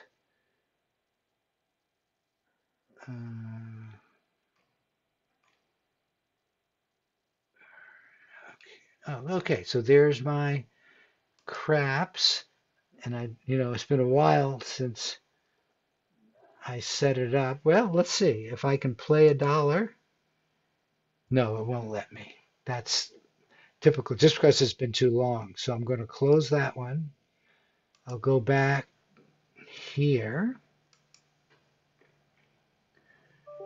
and let me get the craps. It's casino,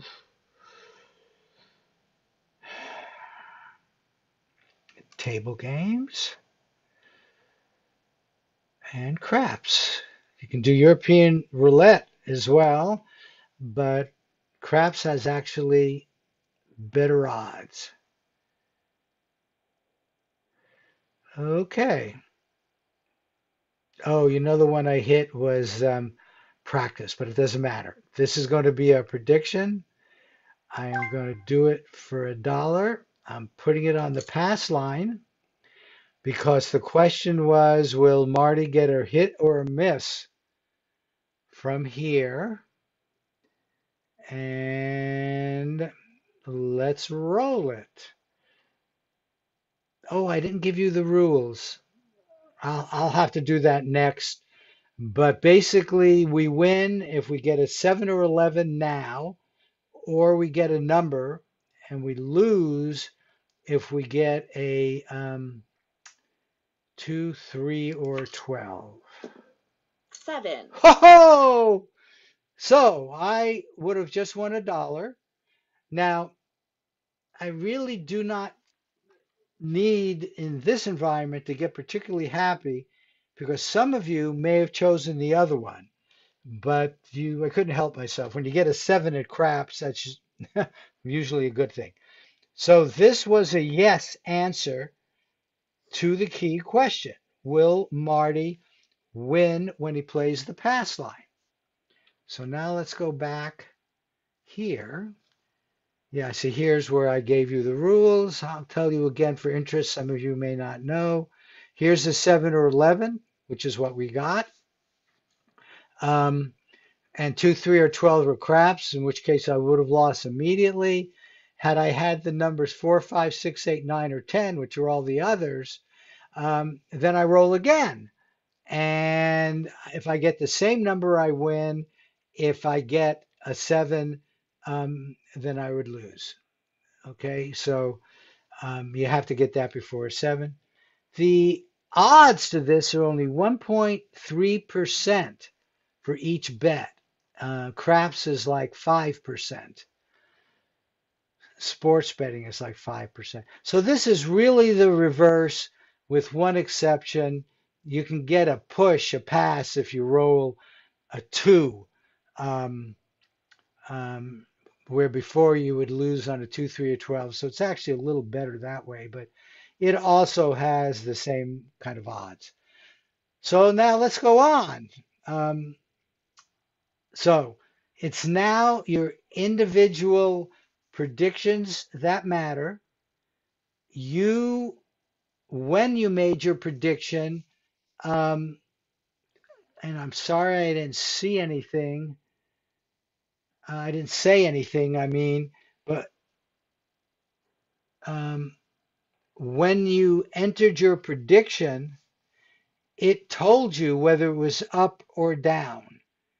It always gives you that information. Um, but no matter what, just relax for the positive feedback session, okay? And as you relax deep into source, again, another word for the um, spiritual base, the universal collective consciousness, all that is, you allow the universe to guide you. Ease becomes a way of being. So here's a protocol. Only do feedback session if you have a hit. Newbies are an exception. Again, the viewer's in charge. I'm sure there's some people out there who will want to see the other possible target, even if it was a miss. And then you sketch and or draw. And the and is important. Most people do a little bit of both. There's sketching, and then there's some key words for your hit target, allowing entanglement. Um, be mindful, pay attention to the key elements. That's why we're doing this, and enjoy your hit. The enjoyment is always, hey, here you are. One of the reasons of positive feedback is you got yourself a hit. So enjoy it, add love, enjoy, and other positive things. Now I'm going to give you an example. I'm sure some of the Oldbies are already doing this, but I'm going to give you an example from the perspective of the viewer. So no analysis here. The analysis is done with a different hat on anyway. So step one, from the viewer's perspective, is the transcript, right? So here's a transcript. Here's a coordinate. They did do one ideogram here. And I don't know if Teresa's here or not, but they then got a whole bunch of words, sketches, and an AOL of arcade. And I don't know, but they put end of session. Notice for them it took 15, her it took 15 minutes. That's why it's good to put the times on so you'll know for planning purposes what it takes. And she gave herself a 4 for photo A. Here is the photo side A. Step 2 is the feedback target. Now there are really multiple steps as part of the positive feedback approach, as I recommend it, which is you've got your target, you have your transcript. Why not circle, mark in one way or another on your transcript um, the good stuff? Some people actually like to make a copy because they want to keep their transcript unblemished, but one way or another, why not? You got the black, you got the gold. Notice you're reinforcing all of this. The whole point here is to increase entanglement with your remote viewing session. Hey, you got figure laying down, close enough. Um, and floating. Uh, I think like floating. Certainly the puck and even these people on the ice, I would say okay. I don't know what she did. These are my circlings here to make the point that you um, do this with your transcript. And who knows when she wrote like floating exactly what she had in mind. But well, you'll know if you're self-judging, and hopefully your judge knows. Now here's step 3. Now you're working with the feedback target, but now you do sketching and or um, words, okay? So you're going to be putting words down there. You're going to be describing it. And this is what she did. She is actually a better sketcher than I am. Oh, I wish she had put the start time and the end time. But notice the key is she put feedback target, the date, um, um, probably should have put, I would also say you put the coordinate just because you're going to staple all this together, but she didn't. But what she does have, obviously, are two of the main hockey players, uh, nationalhockeyleague.com, which actually is right there, but it also reinforces the hockey. And then she got black, yellow, playing, and ice. And this was a feature which she wanted to put in there. One of the ways I say this, and I would say this is a bit more, and she even put the numbers. Wouldn't that be cool if she could have gotten 15? But she's putting it there, hoping to train herself to get it because she clearly now is sending back to her subconscious, through her subconscious, to the remote viewing session. So she got from this and from the target enough to get a nice hit. Now, different people have different sketching abilities. She sketched that much better than I could have. But I would have done who knows what for the people, maybe stick figures or just simple things. But you want to do it in a way that you can say, had I done that, I would have been much happier with my transcript. This is the transcript I wish I had done. And I think that's what she did here. I mean, if she could have done that, that would have been a 7. So CR equals 7. Now, what I would like is for you to do your sketch description with words, and um, then I'm going to send the link so you can do that now. So I have to go into my here. Oh, no. I'm going to do this through here.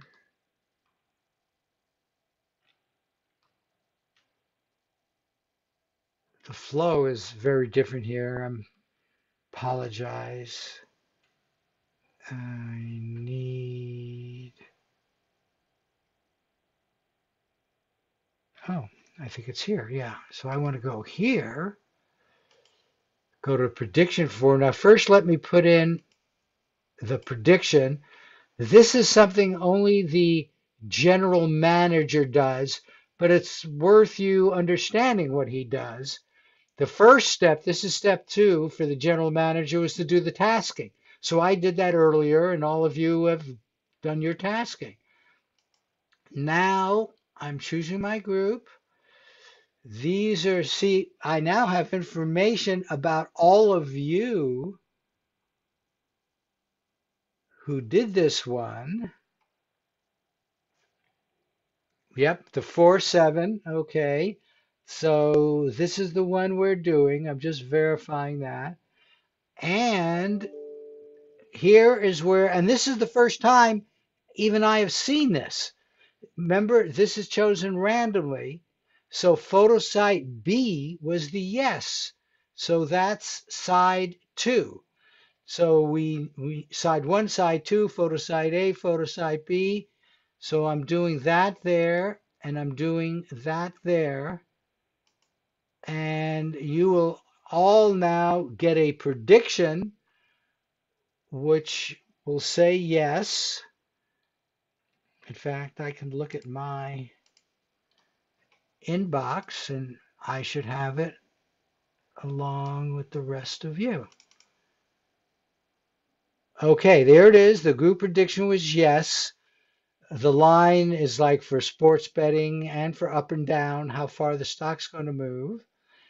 Um, so you've got that. And now let me go back here and do, and again, I think this is, well, see that once I did the prediction, I now do step 3, which is the outcome. And we do webinar workshop. If any of you ever want to become group managers, this is what you would do. Leave all else blank. Here's the one. Will Marty playing? Yes, no, the right date. I still end up making too many errors, so I check this stuff pretty carefully. I now choose the group again, and now for the group, prediction is side 2. Side 2 is yes, so I now put side 2 in here. I'm going to say use positive feedback protocol, and I now click this. Side 2 is yes. Now, had this been prediction is side 1, but it was still, this is really what happened, I would then do that. So I always do what actually happened. In this case, it was side 2 for yes. There you go. And now, again, in your inbox will come, notice from your perspective how simple it is. All you have to do, see, there's the yes. There's the comment I put in. And now you click there and you'll go to your feedback photo, your feedback target, and There you go. So, so I now have this. Um,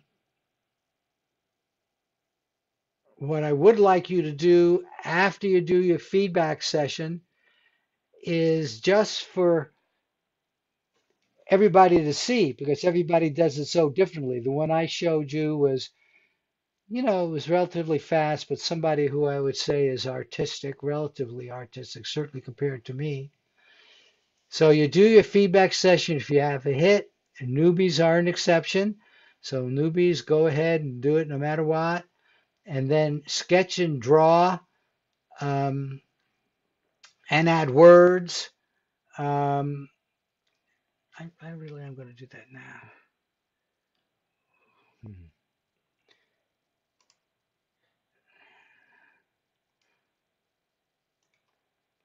I want to make it correct. You're going ahead and doing your feedback sessions now. Let me find where that was. There we go. Sketch, draw. I'm going to make that.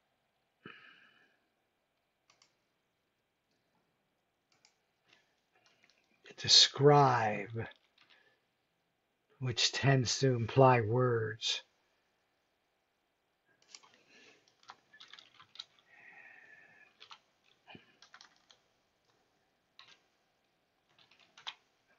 Okay.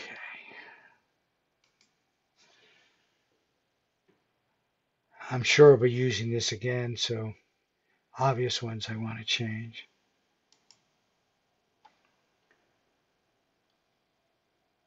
Okay, and then again, as always, in fact, in your whole life, you should be mindful of what's going on in your conscious mind and pay attention to these key elements, um, with an intention and expectation that you're going to be sending them back to your RV session.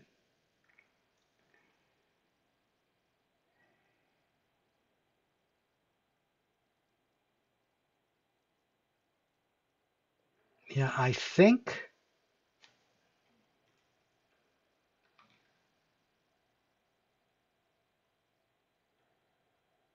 no, side two.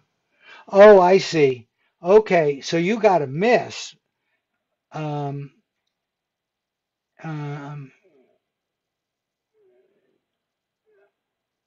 okay, Greg, I won. So the right answer was yes, and your feedback target will be the target that was associated with yes. And um, someone here looked and got displacement, a 5.3 with displacement. It happens. It is the, in quotes and capitalized, issue stopping precognition from becoming kind of accepted by scientists and society in general. So my whole Precog Pro program is based on both encouraging with educational advice that I gave you earlier, um, and let people find their own way, uh, their own inner way to get over displacement. I mean, had that been a pass, you would have been over displacement. Had you only described the correct one, or if you went off to who knows where that wasn't close to the other one, you would have gotten a pass. Passes are great, as opposed to displacement. Okay, so what I'm going to do now is go to my email and see if I have any examples. Okay, it looks like none yet, and that's fine. You got it. The feedback session is very, very important. Positive feedback.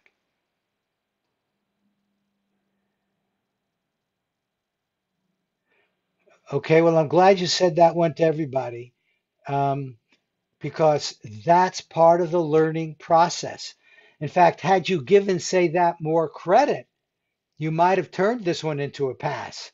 So you might very well have been describing both, and then it could have become a pass. Um, and people will do that, even though the scores might give one side higher than the other. If they're really close, like even zero point 0.5 apart, maybe even one apart, if you feel that you really describe them both, they will turn it into a pass by giving both numbers of the same um, amount, and then it becomes registered as a pass.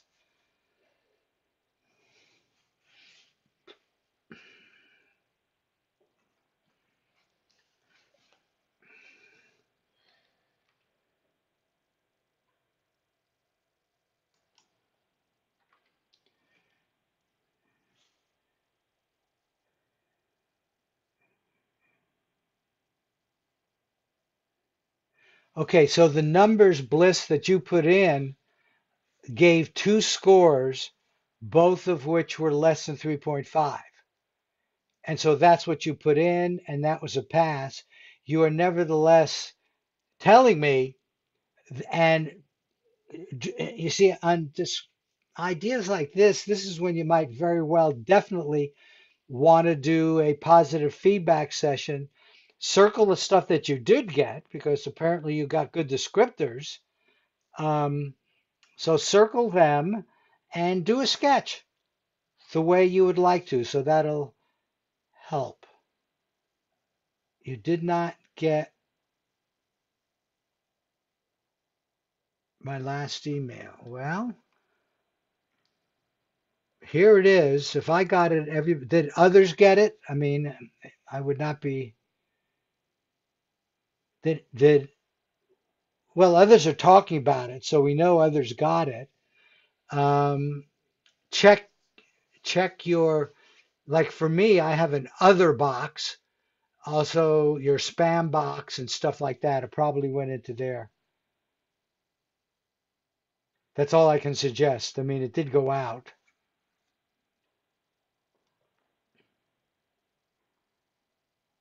Okay, very good. Very good. This system, I've been using it for so many years, works very well. It's user friendly. Um, it's at the point where developing Precog Pros is the next step. There's sort of no more to do, I don't think, in terms of ARV. This is an ARV program. And now let's become a Precog Pro and deepen ourselves. Remember, the benefit is just building up more and more of a conversation, a language with your subconscious, giving it strong enough signals that you want to only get the target information and nothing else.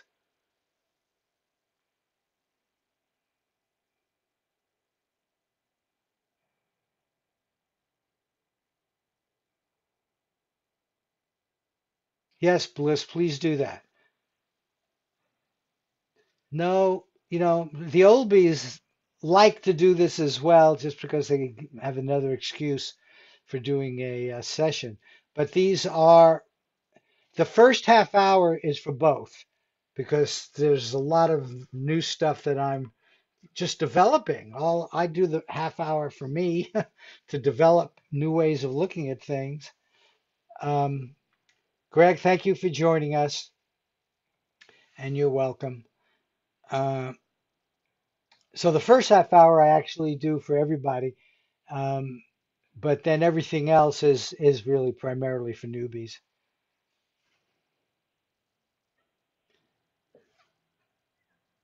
Okay, so let's see if I've got. Nope, still don't have even a one. Now maybe you guys are not doing it or not wanting to share it.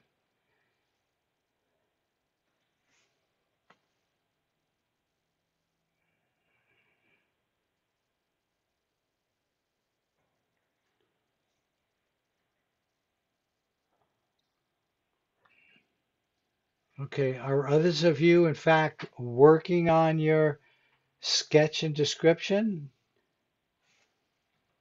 I'd just like to know. Again, the viewer is in charge, so there's no criticism at all involved in this. But I do believe that doing it is very valuable and is a valuable element of you becoming a Precog Pro. And it isn't like it's mysterious. The only mysterious part of this is why anybody ever gets displacement. The rest of it is very straightforward. It makes sense if you're entangling with your feedback session, you ought to pay attention to your correct target. How often in this life do you have exactly the truth point? The target is your truth point.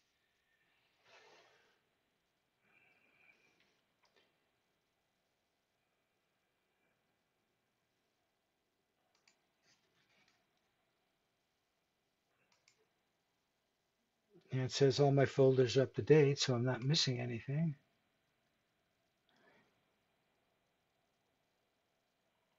That's that or something. Oh yeah, I see when you submitted things, I've got emails from each of you about it. This is an example of just what I get. Um,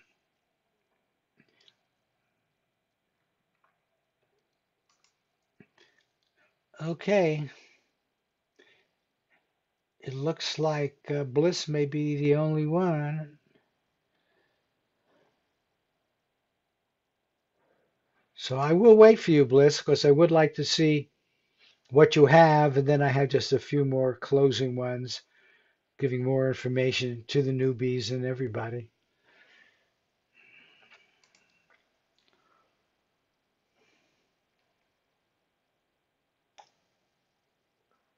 What do you mean? You sent your feedback sketch 15 minutes ago? I, your feedback sketch? You did it that fast. Well, what address did you send it to? You might send it again because unless it came, wait, maybe mine.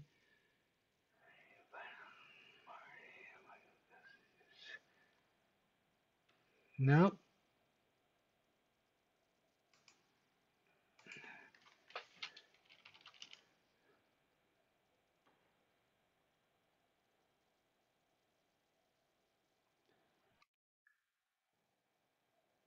I did not get it. No, what you have to do now, when you self-judge, um, you see both targets. A lot of people find independent judges, and we can help you do that. Put it on the description list. There are people out there that like to do analysis and judging, so you can probably find a judge. On the other hand, there are some people who think seeing both, they can train themselves um, to avoid that. They believe that. And they also think there's advantages in self judging because some of the words they use might only be meaningful to them. So it turns out I like to have people do independent judging if they can find a judge, because that gets rid of one other kind of excuse, if you will. Because I believe people can even master the self judging if they work on it, but no question independent judging is easier. Okay, Bliss, it was revealed. Did you do a description and sketch of it on a new sheet of paper? Now I'm talking to Bliss. Well, yeah, see, that's what I wanted you to do, and then to send it to me. But I think it's just getting late. Why don't we just end this now? I had given you guys an example. I think the idea is very important. No, you sketched your transcript earlier. You didn't on a new sheet of paper sketch the feedback target. Or if you did, if you sketched from the feedback target where you have the truth point.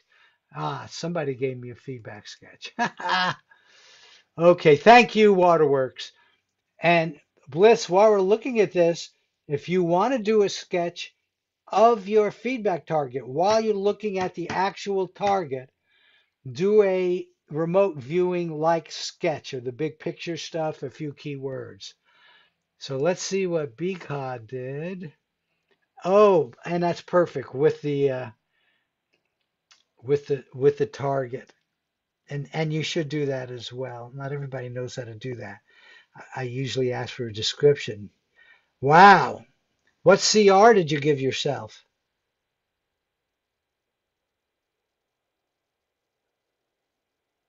Except for the color, because it looks like you did just black and white. I mean, you nailed it. What did the system, oh, a 4.5, huh? Huh. Okay.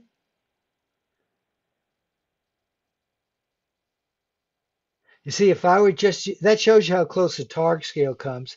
I would have given this a 5 or a 6. I mean, you nailed the sketch. Your transcript, the yellow matches, I see. White matches. Green, God, I don't know if there's green underneath. Is that green under there? It certainly looks like it is. And then you said, is that plants? I don't know why you didn't get a 7. That is really good. Oh, I bet your fig. No, I didn't even give a fig of 1 to that. Why don't you just tell me a little bit more of why? Wow. That's good. I mean, come on, that is awfully good. Is she still around? I mean, I'd like to learn, yeah, I'm learning too. All of us are learning.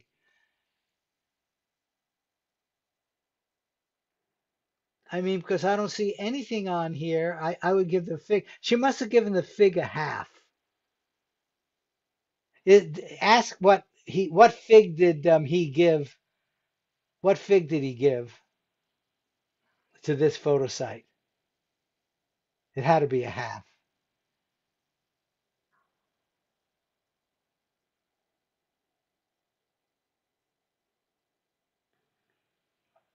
Okay, but what fig? You remember the place where you put in a fig? Ask what fig did he give?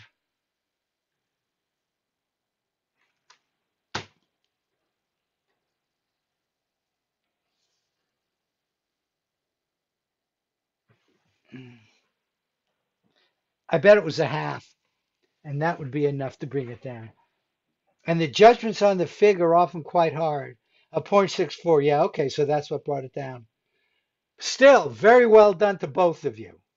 Okay, I mean to get a 4.67, market of 4.5, that's excellent. That's well above the margin area. Okay, so we did that.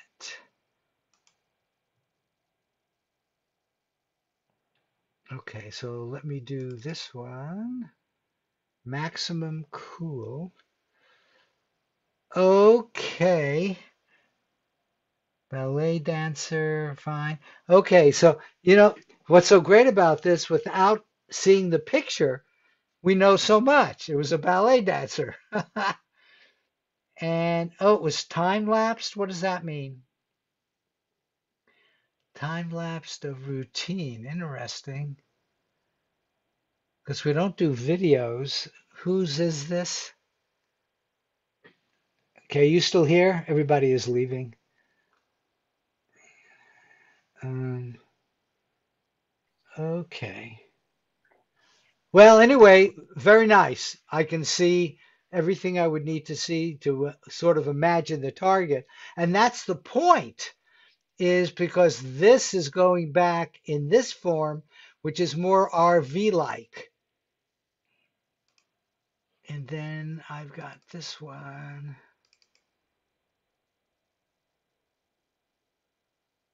Yes. Oh my. Again, it's that first glance that sort of tells you everything. Great, one of these. And what was the CR?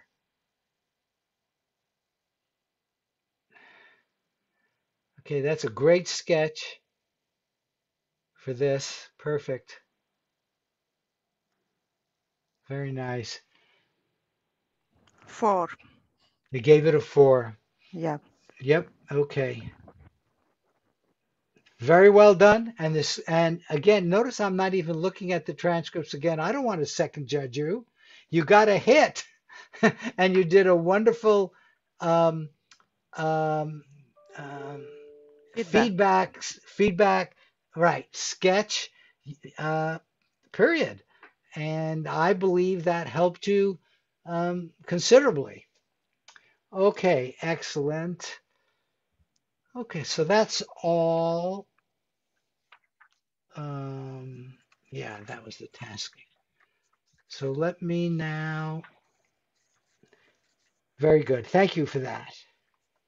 Um, Always enjoy all your steps and get into a place where you feel love, joy, whatever, and it then becomes part of your session.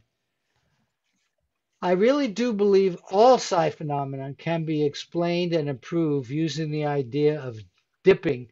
Again, language doesn't capture all of this into the UCC, the matrix, whatever you want to call it, the all that is, and entangling the information which is passed on to the subconscious mind.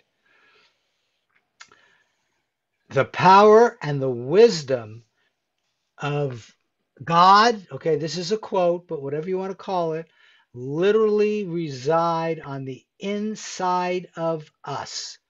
And this is a model that I've done in much more detail, but this is the bottom line of the model. The physical world is up here. The 0 point energy field, which is the very, very, very, very small, that gets down to Planck levels of 10 to the minus 35 meters, which is meaningless to us. But that exists, that has energy, which some physicists have said comes from nothing. And it's enormous amount of potential energy down there. It feeds the physical. Physicists do not disagree with this part of it. Everything in the physical world comes through the ZPE field, um, moment to moment to moment, even sub moment to sub moment. Where they would disagree is that on the bottom is not nothing. This is the foundation of all life in the physical world is the spiritual. It's the source of consciousness. So that's how I kind of started all this out, indicating that to become a Precog Pro, this is what you want to get more and more in touch with as you are doing your remote viewing as well as your feedback, sketch, and description, because that's what's coupling. Guess where that coupling happens? That happens down here. This is where that information resides. Okay, so ARV is really allowing psi to manifest in the physical world. And notice something very special about it. This is you, your psychic you, the you connected with the deepest part of the universe and you doing a remote viewing session. And then it just happens in linear time, and you're not the same. Since time has passed, you're different, but you're doing it here, doing your feedback, and that's you. It's a kind of precognitive telepathy. Now, I do believe the closest that we can come to understanding all of this is quantum mechanics, which has this idea of non-locality, where you can get instant communication and you can have the idea that everything is already known. All the possibilities are out there, including what actually happens. And the UCC is the universal collective consciousness, the matrix, all it is. Um, but to get that this information is with you all the time at a subconscious level. It's out there, it's in the UCC.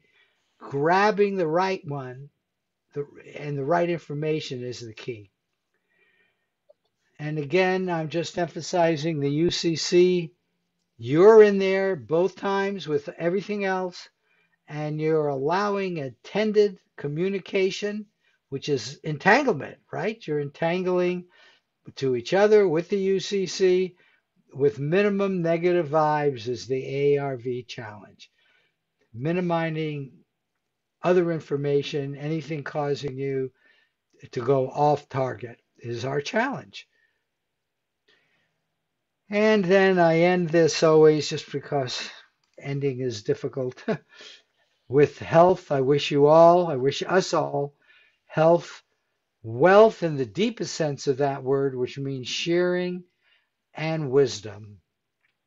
And these are just great quotes, including the greatest wealth is health, mental, physical. Notice as we're getting more and more in touch with the subconscious and the spiritual, I believe we will be getting automatically healthier and healthier.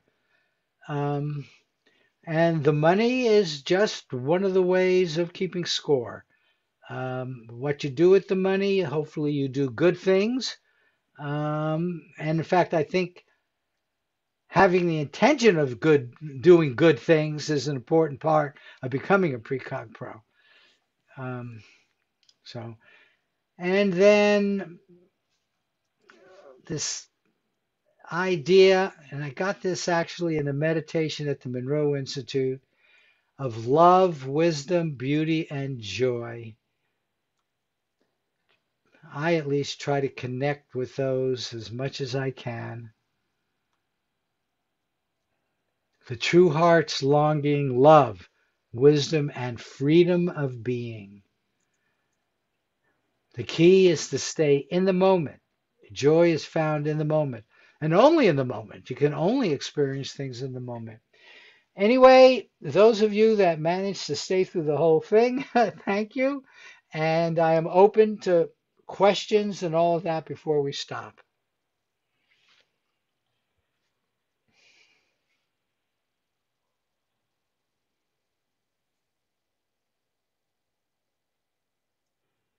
Okay, Simone, I see you have your mic on. Do you have a question? You certainly can do it. No, I don't have. Thanks. Okay, okay, then I think we're done. So I will end this now for all of Hey, us. Marty. Yeah. Hey, you mentioned that model you showed with the physical and then the ZP and the UCC on top of it. Wondered if you had a paper or anything you could share on that. Over.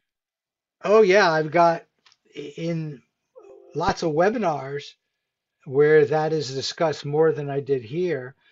On our webpage, go to free webinars, and if you look at the titles, it'll become obvious. I think I did a whole one on that. Um, okay, I think that'll guide you to it. All right, thanks. And if you don't find it, email me and I'll find it for you. Okay. Nothing? Okay. Thank you all and stay in touch and keep precogging.